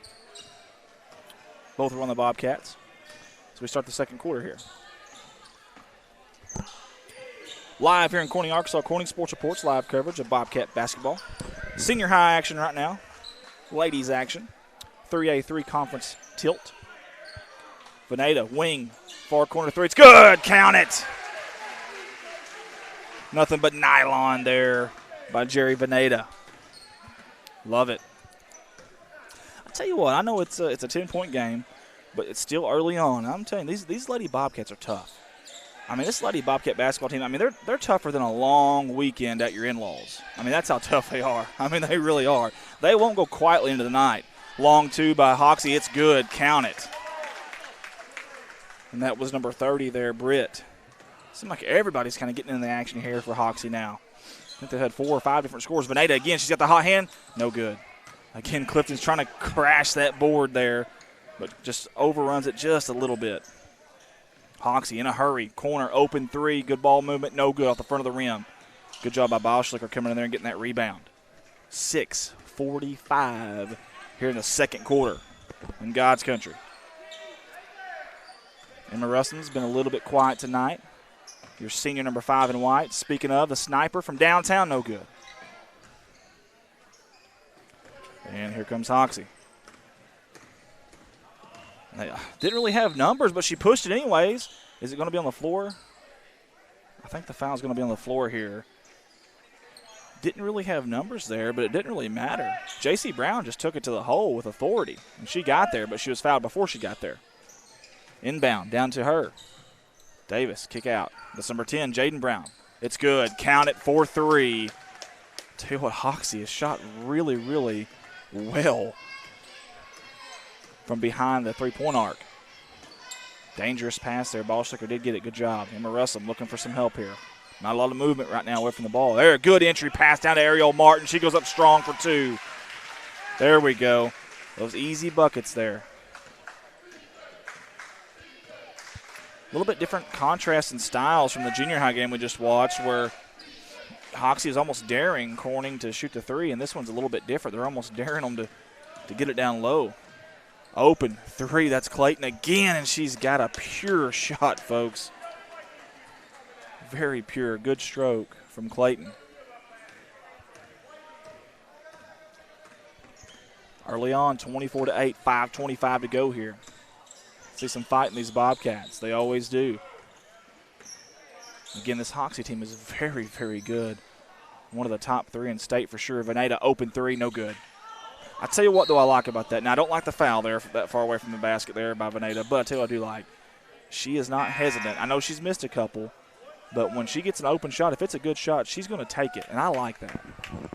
As number 30, Britt, comes off for Hoxie. 5:14 to go here. 24-8 in favor of Hoxie. Bobcats need to run here at the end of the first half and try to get this thing close. And start slowly chipping away. Deep 3 from the nose of the Bobcat, and it goes in. Wow. Are you kidding me? My goodness. The ladies in green definitely have the green light tonight from downtown. That one was shot from right near Neelyville, Naylor area. My goodness. Open look, Veneta again. Again, she's shooting them. Good job of Clifton down there on the board. She's getting strong. Love to see that. This should be a foul, if I'm not mistaken. That's what they're going to call. Of course, it'll be on the floor, so it should be down their baseline for the Bobcats. 4:42 to go here. 27-8 is the lead here in this 3A3 competition. A corner to Katie Clifton. Kick up here to Russum. Russum hasn't looked to shoot the ball tonight. She's been more of a distributor tonight. I'd like to see her get going offensively. Dribble drive. Kick out the Ballschlicker. Got to get out of that lane, Ariel. There you go. Good job. Right there from the top of the key, that entry pass down low is there. Good shot by number 23, Katie Clifton. It looked like she wheeled it in. She followed through with intent purpose there, almost stared it down and wheeled it in to the basket there. Number 23 in white. Love it. And she can shoot that now. She's a good three-point shooter, even though she plays more of a forward, maybe a small forward, tonight probably powered forward role, especially in this lineup. That might have been a travel there. Might have got away with it. Either way, step back, three. Clayton, no good. Clifton, she's feeling it right now. She's hustling all over the floor. She's getting physical down low, and she's knocking down open shots and grabbing rebounds far corner. You love to see that. Speaking of Clifton, corner three. Ooh, she decided against it. Maybe a little bit better of a pass there. And, of course, Songer's not happy about something. He's very animated over here. There's that entry pass. Let Ariel Martin go to work. Going up high, strong move, no good. However, there was a foul. Will it be on the floor or on the shot? It's going to be on the floor. It's a second foul there for number 10, Jaden Brown. Bobcats looking for something here. Emma Russum, dribble drive, kick out, Bauschlicker. Top of the key here. Ariel Martin, dangerous pass. Somehow Clifton came over the open three. Veneta, it is no good. Dangerous rebound down there. She is on the floor. Hoxie wants a timeout. Do they have possession to get it? They're calling jump ball down the baseline. That should be his call, not the – yeah, it's definitely his call. However, the possession arrow does favor Hoxie, so they're going to get the ball either way here. Of course, Hoxie coach is trying to get a timeout there, but you got to know that possession arrow. You got to know who has it and who doesn't. Hate to waste the timeout down there whenever you assume it's a jump ball down there. Of course, if she's in trouble down there too, you want to try to help her out. I understand that as well, but maybe irrelevant. They are up by 27-11 right now, up by 16 points early on. Good cut, nice pass, and it's good. It's a very salty basketball team here for Hoxie. Very smooth. Number 10, Jaden Brown with the finish there. I'd like to see some, as soon as they pass the ball, watch the Bobcats, as soon as they pass the ball, I got you on the wrong camera, I'm sorry. As soon as they pass it, they're not really moving much away from the basketball. I like to see a little give and go action. Pass that ball and then start moving. Put some pressure on the defense here as Hoxie had numbers and they, tell you what, they took advantage of it. And Corning looks a little bit tired right now. They're chasing these guards out there on the three-point line. They're chasing them when they're driving down low. It's really tough. It's tough cooking right now for the Bobcats. See, as soon as they pass, you like to see them kind of move away from that basketball. They're passing and kind of hanging around there, though. Down low, good job by Ariel Martin getting position, going up strong, no good, though. She did a great job of getting down low, though, and getting position. Just could not finish. Good spin move, kick out. Number 4, Davis, wing three. It's up, almost in off the glass. However, Davis got her own rebound, goes up strong. Basket won't count, however, she got fouled on the shot. Good strong move by Davis. Number 4 will earn 2 shots at the charity stripe here for Hoxie. 1:46 to go, folks, here in the second quarter here in God's country. And Hoxie so far is running away with it. Again, we knew, talking to Coach Songer before the game, that this was going to be a tough, tough challenge for the Bobcats tonight against, well, like it is for everybody. Hey, it's no surprise that this Hoxie team is really, really good. Second one is no good. Clifton with the rebound. Clifton's had a good night on the rebound on the glass. She's done a good job on the glass tonight, has number 23 in white. Again, would love to see Emma Russum, your senior, be able to get a little bit more involved on the offensive end and especially in the scoring bracket and the scoring column. That ball is on the ground. They're fighting for it. Jump ball. Good job by Haley Arnold. Getting her hands on it, getting to the floor. Possession arrow belongs to Corning. They're going to take it out. Inbound underneath their own goal. Veneta was inbound to the trigger lady. Kick out. Russum. 3. Maybe this is the one. Nope. No good. Off the heel of the rim there. Good job by Davis on the rebound. Again, good point guard is Davis. Kick out. That's Clayton for 3. No good. Davis, though, again, 2 offensive rebounds on 2 straight possessions for number 4 in green. She kicks it out. They're going to set it up with 1:05 to go. Look at this. Back screen. Good cut. Perfect pass, but it just did not go in. Timing is so crucial on that play, and they sure had it. Just did not go down. A little backdoor cut. Good job by Russum. Good dribble drive. Kick out to Clifton. No good. Clifton's got a beautiful shot, though. A lot of rotation on that ball. Just didn't go down. They're going to say Emma Russell with the foul there. That's her second foul. The Bobcats' sixth team foul. You see all 5 Bobcats are already back there on their end of the court. 37 seconds to go here in the opening half in God's country. Bobcats going man-to-man. They're switching on screens, too, it looks like. 26 seconds to go. Brown, JC, I'm sorry, top of the key dribble drive. She's done that all night long and has gotten to the paint. No good, gets an offensive rebound. That's number 30, Britt, and she goes up strong and it scores. Or she scores, I should say. 10 seconds for the Bobcats. Emma Russum, kick out, Veneta. Clifton, corner, 7. Down to 5 seconds. Russum's got to see this 4, 3. Deep 3 from the sniper, no good. Offensive rebound by Clifton goes up, and it's good. Count the basket at the buzzer. Tack on 2 for the Bobcats there. 34-13, though, at the end of one half of play. And give Hoxie credit. I tell you what, the defense's lanky arms, they're not giving the Bobcats much of anything as far as open shots and open looks go.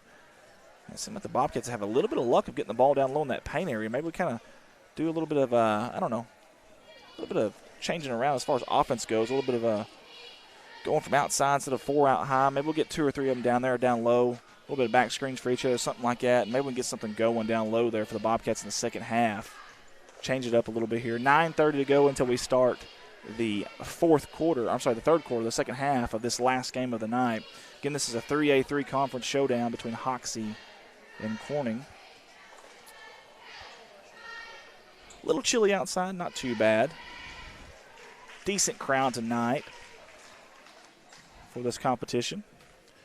Well, I've got an opportunity. I'm going to go back to social media here. Sue Roark is watching. Richard Hovis is watching. Todd Young, Mark Woods is watching.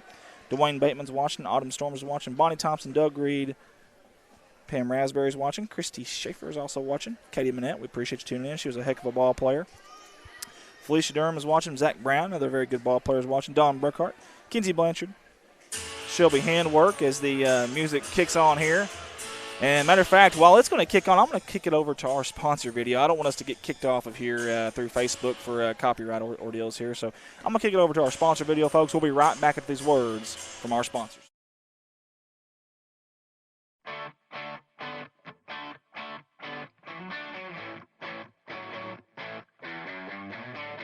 Harold's Barbecue out of Corning, Arkansas. Proud sponsors of the Corning Bobcats. The best barbecue in town by a stoplight. Stop by and say hi to the crazy pitmaster, Lyndon Massey. Carry out, dine in, catering. Come hungry, leave happy. Harold's Barbecue. A big thanks to Goodman Drug Company out of Corning, Arkansas. Kathy Goodman and staff would like to invite you to drop by for any of your pharmaceutical needs and or Razorback and Bobcat apparel. Drop by and see them Monday through Friday, 8:30 to 5:30, and Saturday, 9 to 1, or use the convenient drive-thru. Goodman Drug Company out of Corning, Arkansas. Red Taylor Ford, locally owned and operated by the Taylor family since 1977. Their company has been an integral part of the Corning community since their beginning, participating and or donating to basically every major community project to come before them. They have a top-notch service department with master certified technicians. Contact them for all of your automotive needs at 870-857-3516 or at www.redtaylorford.com. This is Mike Vincent, Certified Public Accountant. I've been a Bobcat fan for as long as I can remember, having worn the black and gold as a student years ago. Join me in supporting our students as they proudly represent our school and community. And come see me on 2nd Street in downtown Corning for all your tax and accounting needs. Go Bobcats. CSR would like to thank Parkview Restaurant of Corning, Arkansas for their sponsorship. Parkview offers breakfast, lunch, and supper, including daily plate lunches, and they have a daily with a variety of lunch meats and nightly specials. Amy and Danny and Jordan are big supporters of Corning Bobcat Athletics. Thank you to Parkview Restaurant. A special thanks to Richardson Family Dentistry out of Corning, Arkansas. Locally owned, locally operated, a fine dental office with a great staff that are all proud sponsors of the Corning Bobcat Athletics program. Richardson Family Dentistry. Your local Farm Bureau Insurance Company introducing Ag Promise, an exceptional policy that protects everything farmers rely on. Ag Promise is a competitively priced, easy to understand, and tailored to meet your specific needs. That's Farm Bureau's commitment to you, and they have a team of local agents and adjusters ready to back it up. Give them a call today to protect your agribusiness. It's not complicated, it's a promise. Ag Promise, 870-857-6788.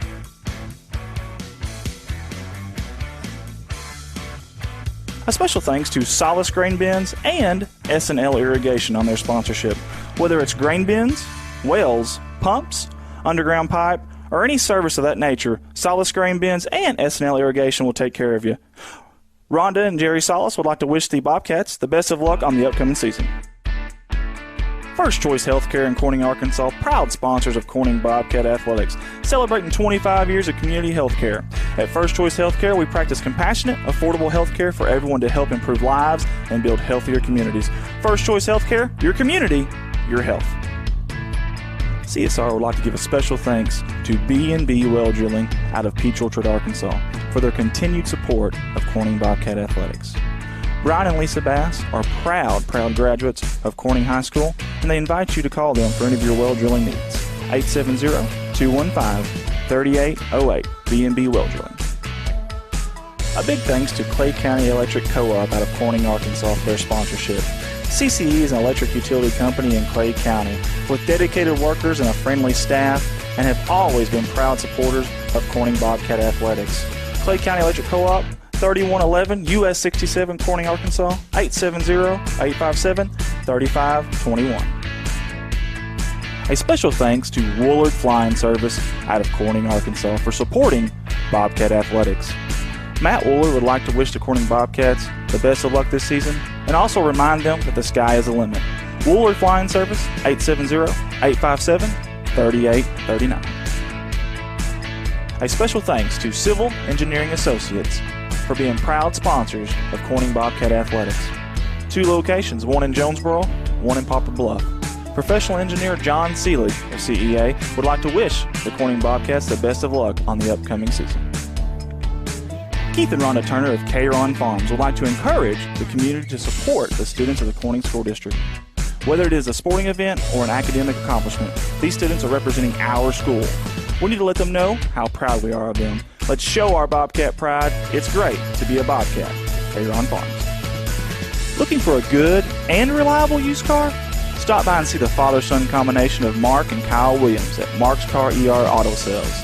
Proud sponsors of the Corning Bobcats, locally owned and operated, 870-565-5046. Wiedemann Farms, 561 County Road 131 in Corning, Arkansas. Wiedemann Farms has been serving the Corning community since 1978. Larry and Mary Wiedemann are proud supporters of not only the city of Corning, but of Corning Bobcat Athletics. Wiedemann Farms, go Cats. The Corning Sports Report would like to give a special shout out to Boschlicker Brothers Farms for sponsoring our endeavor. The Boschlickers have always been avid Bobcats and avid supporter of all things Corning Athletics. Thank you again, Boschlicker Brothers Farms. First National Bank takes the banking experience and customizes it to fit you. Whether it's supporting your Corning Bobcats or saving you time by eliminating trips to the bank, First National Bank puts you first, always. Member FDIC and equal housing lender, First National Bank. Corning Sports Report would like to give a special shout out to Jeremy and Amanda Wiedemann out of Corning, Arkansas. Extremely kind-hearted people who not only support the community, but they also support the Corning Bobcat Athletics. Jeremy and Amanda Wiedemann. The Corning Sports Report would like to give a special shout out to State Representative Joe Jett for sponsoring our endeavor. Mr. Joe Jett has always been active in the community, whether it's supporting the town of Corning or it's supporting Bobcat Athletics.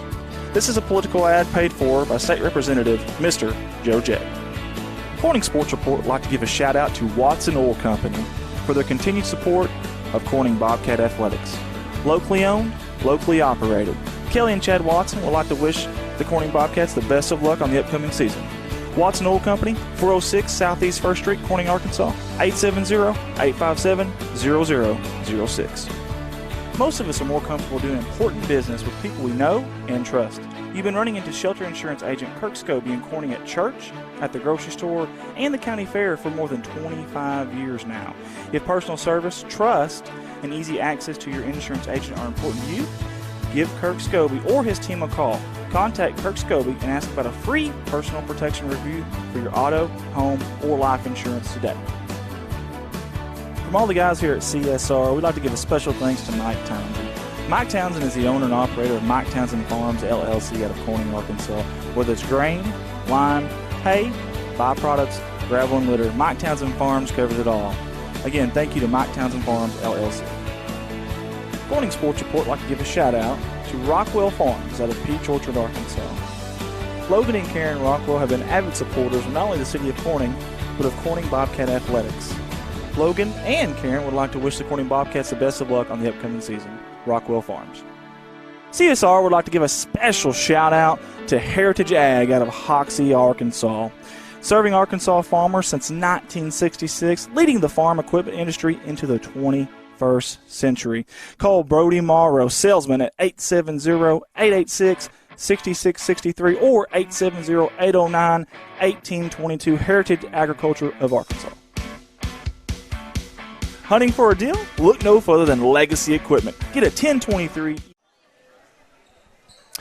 And we are back. Basketball time again here in God's country.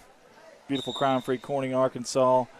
First half definitely belonged to the Lady Mustangs. 34-13 is our score.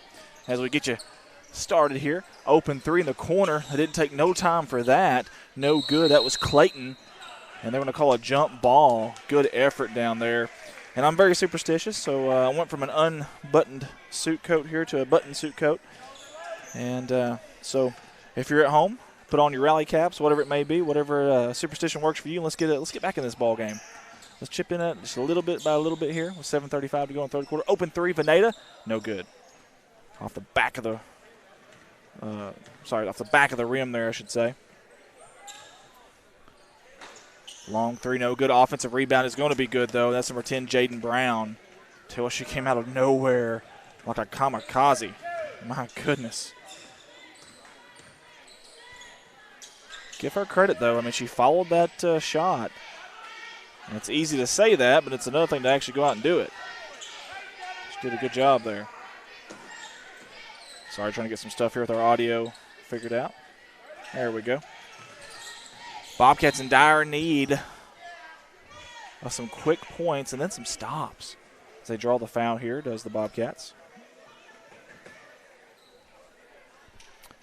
Again, tough defense here from Hoxie. They do a really good job of getting their hands up and moving their feet. They haven't fouled a whole lot tonight either. Hoxie hasn't.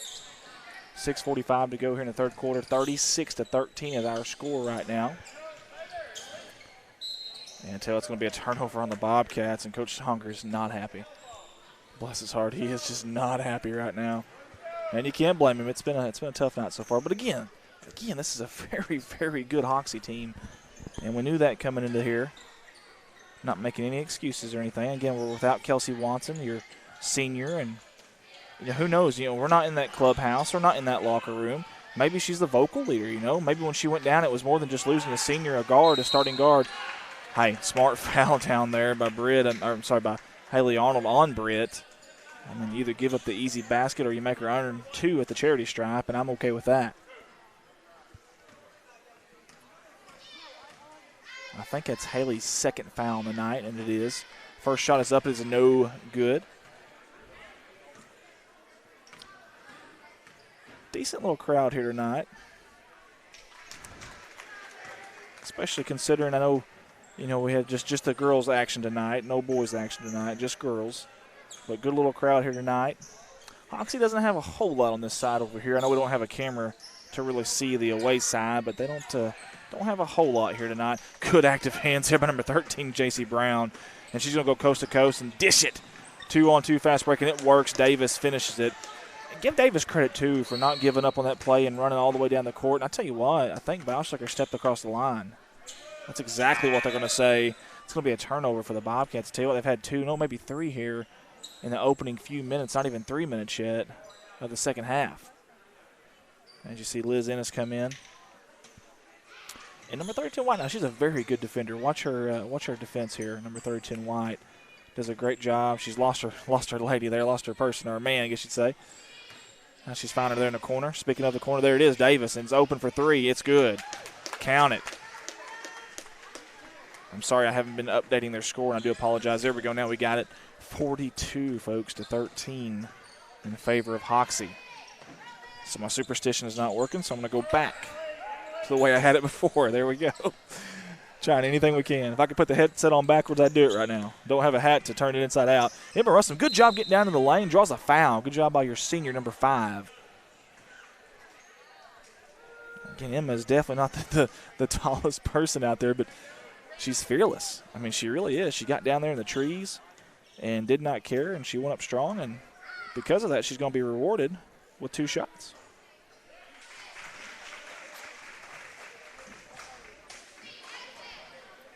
Again, we appreciate everybody for tuning in tonight with us. Again, a little shorthanded. That's okay. That's part of it. It is what it is, so we will deal with it.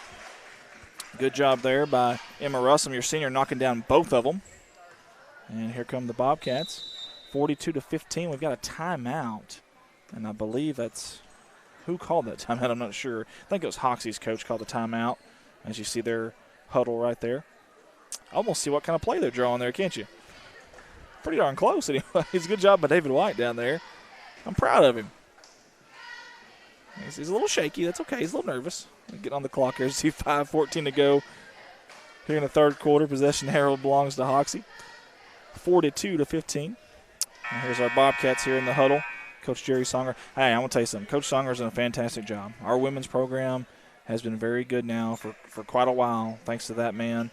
Not only Jerry Songer, but Wesley Couch, too. Give them both credit. They're a really good team. You know, some coaches just don't jive and don't have that, I don't know what, that mojo together. And these guys do. They hit it off pretty good.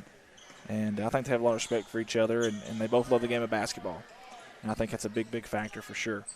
3, long one, high, arcing 3, no good. Offensive rebound again. Jaden Brown goes up, and, man, I know it's tough in a zone defense to turn around and find a body. You know, it ain't like man-to-man when you know who you're guarding, you know who to block out. But, man, they've got to find a body, especially on the guards. It's the guards that are really hurting them on the offensive glass. Got the baseline up high view here. We'll stick with it for a second. 4:38 to go, 44-15 in favor of the visiting Mustangs. Almost got away from Liz Ennis there. She did a good job of coming up with that. Somehow found Lunsford up here at the top of the key. Lunsford's going to find Russell. Give Haley Arnold an opportunity up here at the high post. And if you're not going to hit her, have Haley come up and screen for you, especially from that wing position. Right here. A little screen and roll, a little give and go. 4:13 to go here. Haley, she's trying to get position there, you can tell. Lunsford, 3. She can shoot it too. No good. Off the back of the rim. I'll tell you what, they're already running. Look at this. Cross-court pass should have been a travel. No call. Shot was no good. Good rebound by Haley Arnold. That's your big run in the court to get down there in position for that rebound. Love to see that. They kick it back up here to Emma Russell at the top of the key. Sets it up. Lunsford. Wing. Finds Ennis. Ennis is doing a good job of moving without the basketball. Love to see that. Russell thought about it. Pump fake. Goes up. Somehow kicks it out. How did she find an open Clifton? And that ball bounced off just about everything in the arena except for the net. Off the side of the rim, the glass, the top of the pole. No good. 3:33 to go here. Third quarter. Still got a lot of time left here. You never know. Crazier things have probably happened. Sure isn't looking good, though. Good screen out there for an open 3. That was from Brown to Brown. No good. They did get offensive rebound, though. Somehow Emma Russell fighting down there. She gets it. She comes out with it right back to her. It's like hot potato right now. Hoxie came out with it for an open 3 in the corner. Brown, no good. Offensive rebound again. Clayton, she gets fouled. Good foul again. We talked about that earlier. You either get up the layup or make them earn at the free throw line. Clayton's been a good shooter from the field. We'll see if she's a good shooter from the free throw line. And it's 3 on Emma Russell, 2 on Haley Arnold. That's the only foul trouble I really see, and I wouldn't call it trouble for the Bobcats right now.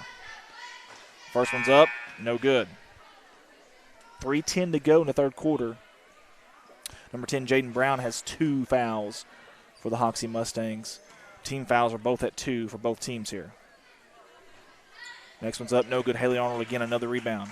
Tell you what, her and Katie Clifton have done a good job on the boards tonight. We just need a little bit more of defensive rebounding. And here in the corner, that's number 14. That's Farmer. She's in first time. Arnold finds her in the corner. Farmer's very quick as soon as she gets that ball. She's not playing around. Not a lot of standing from her. Good look down low to Ennis from Clifton. However, that's going to be a turnover. Trying to find Farmer down there. Farmer got a hand on it. It's going to be a turnover. Liz Ennis comes up with it. She didn't have control of it. There's no way, folks, there is no way she had control of that basketball to go over and back. You can watch the replay and be your own judge here, and I shouldn't be that hard on the officials. I apologize. I know it's not an easy job out there. And honestly, they've gotten a lot of the calls tonight right. In fairness, let's say that too, okay? They have gotten a lot of the calls right tonight, but I don't think they got that one. Deep three, that's going to travel. That thing went in. It went in, but it will not count. And Clayton's like, come on. Come on, that's a highlight reel. If they take the audio out of that and just show the ball going in, that might have been a makeup call there. But either way, 44-15 here in the third quarter. Bobcats looking to get a little bit of a spark, something to ignite them here as they got Cole out there too in the corner. Haley Arnold dribble, high post kick out. Farmer dribble drive. She got it in the lane. Good job. Kick out to Cole. Here is Lunsford for three from the wing. No good. I tell you what, she has not been on her mark this year at the senior high level. But I tell you what, she is a good three-point shooter. I promise. I know we say that a lot, but she struggled a little bit up here as a sophomore up here with the seniors. But make no mistake about it, she can shoot the basketball. And I think you'll see that as the season progresses. Open three, good dribble drive and kick out, no good. Rebound was kind of sitting around there for a second. Lunsford comes up with it. Thought about pushing it, decides not to. Hoxie's in what looks like almost a matchup zone. It's a 2-3, but they really stick with whoever's in their zone. If you'll watch them, no matter where they go, they really follow them. It's almost like a matchup zone. It's going to be a foul. It's going to be a moving screen maybe. That's all I can think of here. I'm not sure what they're calling there. It's got to be a moving screen because I didn't see anything else that it could have been there. Either way, it's going to be Hoxie basketball with 1:25 to go. Give Hoxie credit, folks. They have came in here on the road and dominated. And really, they have handled this game from the opening tip. Oh, man. Farmer hit the ground hard. Number 10 down there, Jaden Brown. She's pushing a little bit. Davis, long three, no good. Long rebound, speaking of. It's going to come to Clayton. Davis, kick out. Brown, she's going to decide against the three and dribble drive to the baseline. It goes off the rim. And I think it about knocked Farmer down. Cole's got it, and she's going to go. She decides against that, though. Brings it back up. Kick out to Clifton. Wing three, 55 seconds to go. No good. Long rebound. Clifton got a hand on it. However, Hawks is going to come up with it. Give Jaden Brown a lot of credit there. Got aggressive there to get that rebound. Here comes another open three. They decide against it. Good dribble drive and a pass to number 30. Good foul again by Haley Arnold. Good contest. Maybe don't slap down on it there. You know, maybe just go up straight up with your hands up instead of slapping down. Maybe you don't get the foul call there. But either way, good contest by Haley Arnold. It looked like Britt had an open, well, I mean, she did have an open shot there. But the good reaction, quick reaction by number 50 and White, one of the Twin Towers there, kept it from happening. And it's been successful. Obviously, she missed her first free throw. And here comes Haley Arnold as she comes out. Coming in for her is number 30, Michaela Ward. In and out, man. She just got to be like, come on. Basketball gods are not with her there. The rim was very unkind. That ball was spinning all the way around it there, around the globe, if you will. In the corner, Cole, she's going to shoot it. Did they get a hand on it? It looked like it. Maybe deflected a little bit. No good. Rebound, J.C. Brown, and she's already pushing it. That did not take long at all. And she's got an open guard on the wing. That's Davis. No good. Davis has kind of cooled down a little bit here. Cross-court pass. Brown, open three. How many times have you said that tonight? Good job by Michaela Ward. There you go. Good rebound. Going to draw the foul. And it's going to be on number 10, I believe, Jaden Brown. If so, that's her third foul of the night. 6.8 to go here. Good job by Katie Clifton. She knows what's going on here with the time. Veteran move there. 6 seconds, 5 seconds, 4. Down to 3. Corner. Cole's got to shoot it 1 second. It's up. No good. That will end our third quarter here in God's country. Score is 44-15 in favor of the Hoxie Lady Mustangs. And if you're Coach Songer, what do you talk about now? What do you talk about now in the huddle? You know, it's to me it's little victories now. To me, it's just the little victories. If you ask me, I say, hey, we go into this fourth quarter, it's 0-0 right now. Let's win this fourth quarter, and let's see what we can do here in the fourth quarter, and let's make it a whole new ball game. That's what I would do, just the small things, find some things to harp on that are positives. And I know it's tough. If this is probably not one of those where you watch the tape afterwards. It's one of those where you just about burn the tape, But either way, I know it's tough to do sometimes as a coach, but definitely some teaching moments in these type of games like this for sure. Dennis Miller's watching. Danielle Showers watching. Carmen McMaster's watching.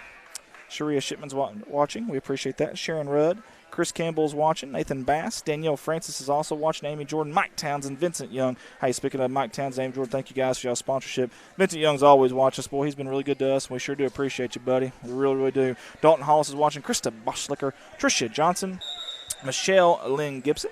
I appreciate you buying a car from me here recently, Michelle. Thank you very much. Glenn Williams is also watching. Beth Varvel, Nathan Cook, William Swint, Cole Woolard, Misty Cook, David Black, the granddaddy of them all. I see Mr. David Black's done a really good job over there at Newport. He's actually he's going with the live stuff now as well, and they're doing a really good job. And I'm super, super proud of you, David Black, if you are still listening. Fantastic job, man, and I'm so proud of you. I know it's for a guy that's been in the business so long and trying to learn something new, that's not easy. And he took on that challenge, and I respect him for that. So good job, and kudos to David Black. Y'all go check him out on that Newport Cable 5. They do YouTube and Facebook as well. I think Facebook as well. So very, very good folks over at Newport. Sure did treat us right. David Stevens is also watching. Again, it's been a tough one tonight so far for the Bobcats. We still got 7 minutes to go, 7 minutes and 16 seconds to be exact. There's a foul. I think it was on the floor. Here comes some subs. Wholesale changes for Hoxie. As you see the subs come out. And that's Davis coming out, number 24, Clayton, and number 10, Jaden Brown. If you're a Hoxie fan at home watching, give them a stand up and give them a standing ovation. They had played their tails off tonight. Cole, good, quick dribble drive. Opened up the shot for Farmer from 3 on top of the key. No good. They're going to call a travel, though. She kind of hop step there. I tell you what, we've seen a lot of traveling tonight, more so than normal. As Rob Barnes also checking in with us. We appreciate you, Rob, and Kenny Francis. Thank you guys for tuning in. 7 minutes ago, if you guys are just tuning in, and it's been a rout here by the Lady Mustangs. Good triple drive there by J.C. Brown. Somehow Euro steps and goes up strong in the midst of about 3 Bobcats there. You're going to have nights like this, though. Again, you're going to have nights like this. It's part of it. Basketball is such a finicky sport. Some nights you're on, some nights you're not. Speaking of on and off, man, if she can just get one of them to go in, that's Lunsford, number 25 in white. Good job by Michaela Ward and Cole down there down low, causing the jump ball. I believe the possession arrow is in favor of Corning, and it is. But, man, if Lunsford if she can get a couple of them to go down, get that confidence back, I'm telling you, she's a solid shooter, especially from downtown. Look at Michaela Ward getting down low. She was open there. They're going to feed it to her. Let's see her go up strong here, and she does. No good. She's trying to get on rebound, does not. Good rebound down there by number 13, J.C. Brown. Tell me about number 13. I know she's playing more of a guard position at times. With this lineup right here, she's probably more of a small forward, maybe 2 guard. But she has rebounded the ball excellent tonight, number 13, Green.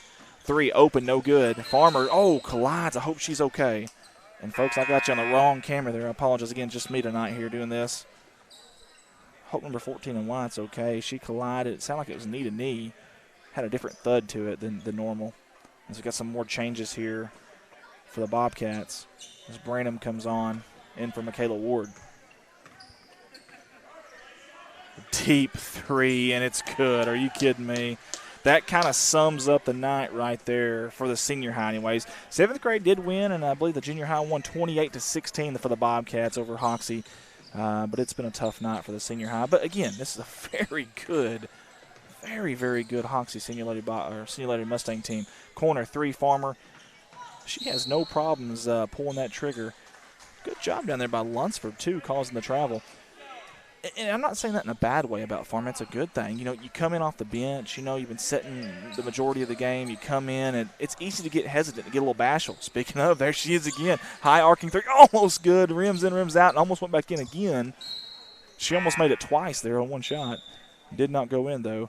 But you like to see that, though. Someone coming off the bench, and they're ready. They're game ready. They don't – there used to be an old saying. Some coaches would be like, hey, when you get subbed in, you do not take the first shot. Well – I tell you, these Corning girls, they come right in. They're ready to play now. They come in. If they're open, they're going to take it, and I like that. Bobcats are in a man-to-man now, which they played quite a bit tonight, which is kind of a little bit different for them. Dribble drive down the paint. Could finish by number 21, Sexton. Give her another opportunity at the line for an old-fashioned three-point play. That was a fantastic job getting to the lane and then finishing. Got to give her credit there. It's 4:01 to go here in the fourth quarter.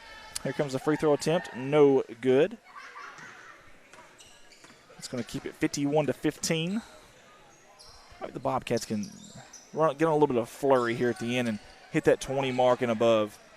It'd be good to see that. Just like, again, the small victories in games like this. I do not have an 11 on my roster for Corning, and I apologize. Cole, 3, wing, in and out. Man, the last 2 shots from downtown by the Bobcats have literally went halfway down and came back out. Comes a sub for Hoxie. That's a starter, Clayton, coming back in. But they are a little short on their depth. That's one of the things about Hoxie. Now, if there's one thing you can say maybe against them right now with their current roster, if you get them in a little bit of foul trouble, you may have something because, again, they don't have a very deep bench. Unlike the Bobcats have just a plethora over there. They can platoon you, essentially, 5 at a time over there. Nearly 15 kids on the senior girls roster, whereas Hoxie, I think, is looking like they have 7, maybe 8. 3 by number 11. I wish I had a name for her. I do apologize. Again, nothing on the roster for her. 2:45 and ticking here in God's country. As Larry Wiedemann's joining us, we appreciate you, buddy. Catherine Riggins also watching as the Bobcats get the loose ball rebound here. Cindy Woolard, Sarah Dollins also watching. Kay Vaughn, Miss Guthrie's watching. We appreciate you guys. Going to draw the foul. I believe that's going to be on number 21, Sexton. Her first foul of the night. The 5th team foul from Hoxie, but it's irrelevant because it's on the shot. There will be 2 shots for the Bobcats here.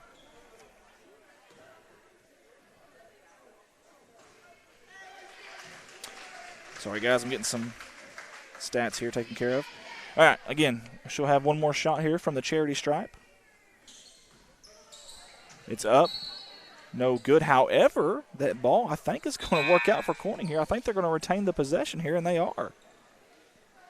Love to see that. 51-16 now is the score. 1:43 to go. Good look. Quick shot by Ennis. Offensive board. Nice job down low by Branham. Open 3. No good. Ennis on the rebound on the glass again. She's got to be careful. Tippy-toe down there. Katie Cole almost got that basketball. Kind of essentially just deflected it to Lunsford. Ennis in the corner. I thought she would shoot that, but she didn't. Branham trying to find somewhere to go with it. Back to Cole. Back to Ennis. Corner 3. No good. Who's going to get the rebound? A little bit of a scrum. Looks like it's off the Bobcats, off the leg of number 11 and White. Clock is running here with the score as it is 51-16 in the fourth quarter.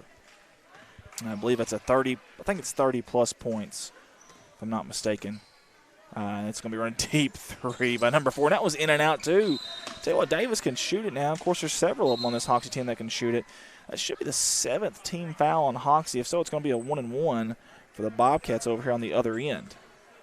And I believe that's going to be the case. Again, this clock, though, is running as we speak, and there's 42 seconds to go. First shot is up, and it is good. Count it. She's going to earn a second. 51-17 with 26 seconds and counting. As we speak, you can see the clock there kind of backwards on your screen, but still up. No good is the second one.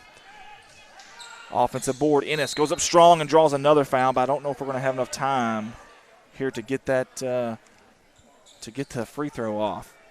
Again, we've got, you look at the clock there to the side. They're actually going to stop the clock for the free throws. Referee saying, no, you got to keep running it. Ronnie Jones says, I don't know about that. And it looks like they're going to keep running the clock down to 5 seconds. Now they stop it. Referee's like, come on, dude. Either way, Ennis scores.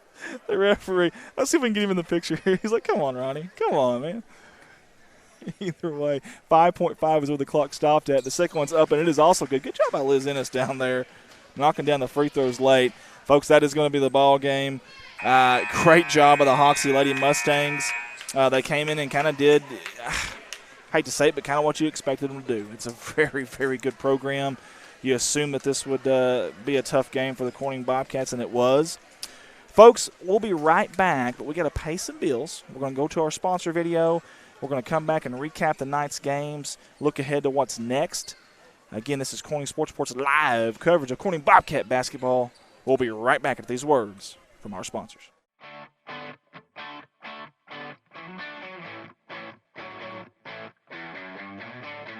Harold's Barbecue out of Corning, Arkansas. Proud sponsors of the Corning Bob. In town, by a stoplight. Stop by and say hi to the crazy pitmaster, Lyndon Massey. Carry out, dine in, catering. Come hungry, leave happy. Harold's Barbecue. A big thanks to Goodman Drug Company out of Corning, Arkansas. Kathy Goodman and staff would like to invite you to drop by for any of your pharmaceutical needs and or Razorback and Bobcat apparel. Drop by and see them Monday through Friday, 8:30 to 5:30, and Saturday, 9 to 1.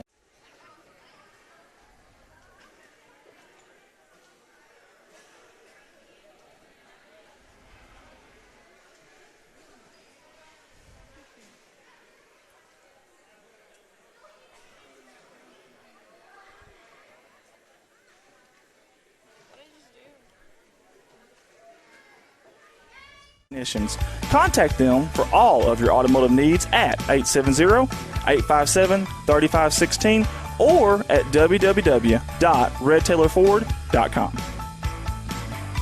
This is Mike Vincent, Certified Public Accountant. I've been a Bobcat fan for as long as I can remember, having worn the black and gold as a student years ago. Join me in supporting our students as they proudly represent our school and community. And come see me on 2nd Street in downtown Corning for all your tax and accounting needs. Go Bobcats. CSR would like to thank Parkview Restaurant of Corning, Arkansas for their sponsorship. Parkview offers breakfast, lunch, and supper, including daily plate lunches. And they have a daily with a variety of lunch meats and nightly specials. Amy and Danny and Jordan are big supporters of Corning Bobcat Athletics. Thank you to Parkview Restaurant. A special thanks to Richardson Family Dentistry out of Corning, Arkansas. Locally owned, locally operated, a fine dental office with a great staff that are all proud sponsors of the Corning Bobcat Athletics program. Richardson Family Dentistry. Your local Farm Bureau Insurance Company introducing Ag Promise, an exceptional policy that protects everything farmers rely on. Ag Promise is a competitively priced, easy to understand, and tailored to meet your specific needs. That's Farm Bureau's commitment to you, and they have a team of local agents and adjusters ready to back it up. Give them a call today to protect your agribusiness. It's not complicated, it's a promise. Ag Promise, 870-857-6788.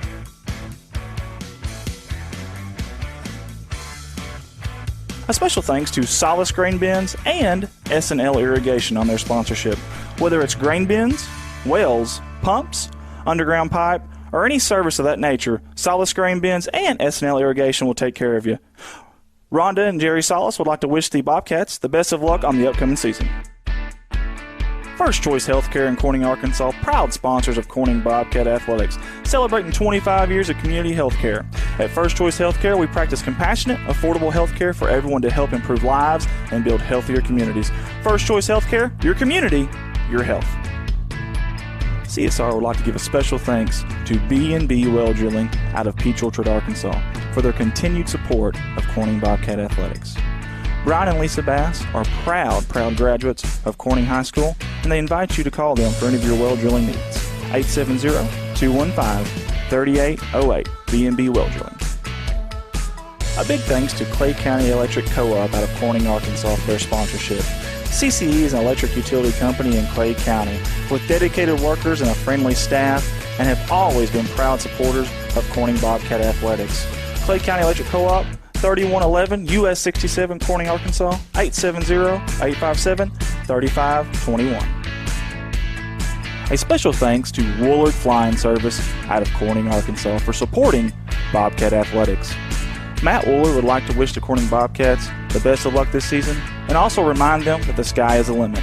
Woolard Flying Service, 870-857-3839. A special thanks to Civil Engineering Associates for being proud sponsors of Corning Bobcat Athletics. 2 locations, one in Jonesboro, one in Poplar Bluff. Professional engineer John Seelig of CEA would like to wish the Corning Bobcats the best of luck on the upcoming season. Keith and Rhonda Turner of K-Ron Farms would like to encourage the community to support the students of the Corning School District. Whether it is a sporting event or an academic accomplishment, these students are representing our school. We need to let them know how proud we are of them. Let's show our Bobcat pride. It's great to be a Bobcat. K-Ron Farms. Looking for a good and reliable used car? Stop by and see the father-son combination of Mark and Kyle Williams at Mark's Car ER Auto Sales. Proud sponsors of the Corning Bobcats, locally owned and operated, 870-565-5046. Wiedemann Farms, 561 County Road 131 in Corning, Arkansas. Wiedemann Farms has been serving the Corning community since 1978.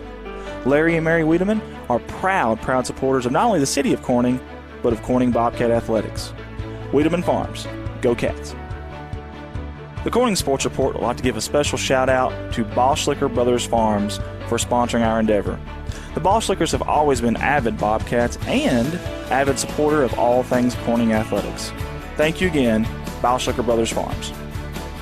First National Bank takes the banking experience and customizes it to fit you. Whether it's supporting your Corning Bobcats or saving you time by eliminating trips to the bank, First National Bank puts you first, always. Member FDIC and equal housing lender, First National Bank. Corning Sports Report would like to give a special shout out to Jeremy and Amanda Wiedemann out of Corning, Arkansas. Extremely kind-hearted people who not only support the community, but they also support the Corning Bobcat Athletics. Jeremy and Amanda Wiedemann. The Corning Sports Report would like to give a special shout out to State Representative Joe Jett for sponsoring our endeavor. Mr. Joe Jett has always been active in the community, whether it's supporting the town of Corning or it's supporting Bobcat Athletics. This is a political ad paid for by State Representative Mr. Joe Jett. Corning Sports Report would like to give a shout out to Watson Oil Company for their continued support of Corning Bobcat Athletics. Locally owned, locally operated. Kelly and Chad Watson would like to wish the Corning Bobcats the best of luck on the upcoming season. Watson Oil Company, 406 Southeast 1st Street, Corning, Arkansas, 870-857-0006. Most of us are more comfortable doing important business with people we know and trust. You've been running into shelter insurance agent Kirk Scobie and Corning at church, at the grocery store, and the county fair for more than 25 years now. If personal service, trust, and easy access to your insurance agent are important to you, give Kirk Scobie or his team a call. Contact Kirk Scobie and ask about a free personal protection review for your auto, home, or life insurance today. From all the guys here at CSR, we'd like to give a special thanks to Mike Townsend. Mike Townsend is the owner and operator of Mike Townsend Farms, LLC out of Corning, Arkansas. Whether it's grain, lime, hay, byproducts, gravel, and litter, Mike Townsend Farms covers it all. Again, thank you to Mike Townsend Farms, LLC. Corning Sports Report would like to give a shout out to Rockwell Farms out of Peach Orchard, Arkansas. Logan and Karen Rockwell have been avid supporters of not only the city of Corning, but of Corning Bobcat Athletics. Logan and Karen would like to wish the Corning Bobcats the best of luck on the upcoming season. Rockwell Farms. CSR would like to give a special shout out to Heritage Ag out of Hoxie, Arkansas. Serving Arkansas farmers since 1966, leading the farm equipment industry into the 21st century. Call Brody Morrow, salesman, at 870-886-6663 or 870-809-1822, Heritage Agriculture of Arkansas. Hunting for a deal? Look no further than Legacy Equipment. Get a 1023E with loader as low as $133 a month. Need something bigger? Take home a 3025E with loader as low as $201 a month. Plus, take advantage of 0% for 84 months on all new John Deere Company utility tractors. Stop by any of Legacy Equipment's 7 convenient locations in Paragould, Corning, Piggott, Kennett, Hayti, Portageville, or New Madrid to take advantage of limited time savings. Some restrictions may apply. See dealer for detail. Offer ends November 1st, 2019. Corning Sports Report would like to give a special thank you to Harold Implement out of Corning, Arkansas. The Moore family has always been active in the community of Corning and also Bobcat Athletics. It's not just an Ace Hardware store, it's also a licensed dealer of Yamaha, Polaris, and Bad Boy mowers. A special thank you again to Harold Implement out of Corning, Arkansas. Corning Sports Report would like to give a special shout out to Zach Brown Farms for their sponsorship. Zach Brown Farms has always been active in the community of Corning and also Bobcat athletics. Zach Brown, being a former Bobcat himself, wants to wish the Bobcats nothing but the best of luck on this season. Zach Brown Farms, on the road to success. When you need to find a part at a price that's right, that red and blue sign is just within sight. Roll in to CarQuest and roll on. Midwest Auto Parts, longtime proud supporters of the Corning Bobcats. Locally owned by the George family and serving your community since 1946. Midwest Auto Parts. Roll in to CarQuest and roll on.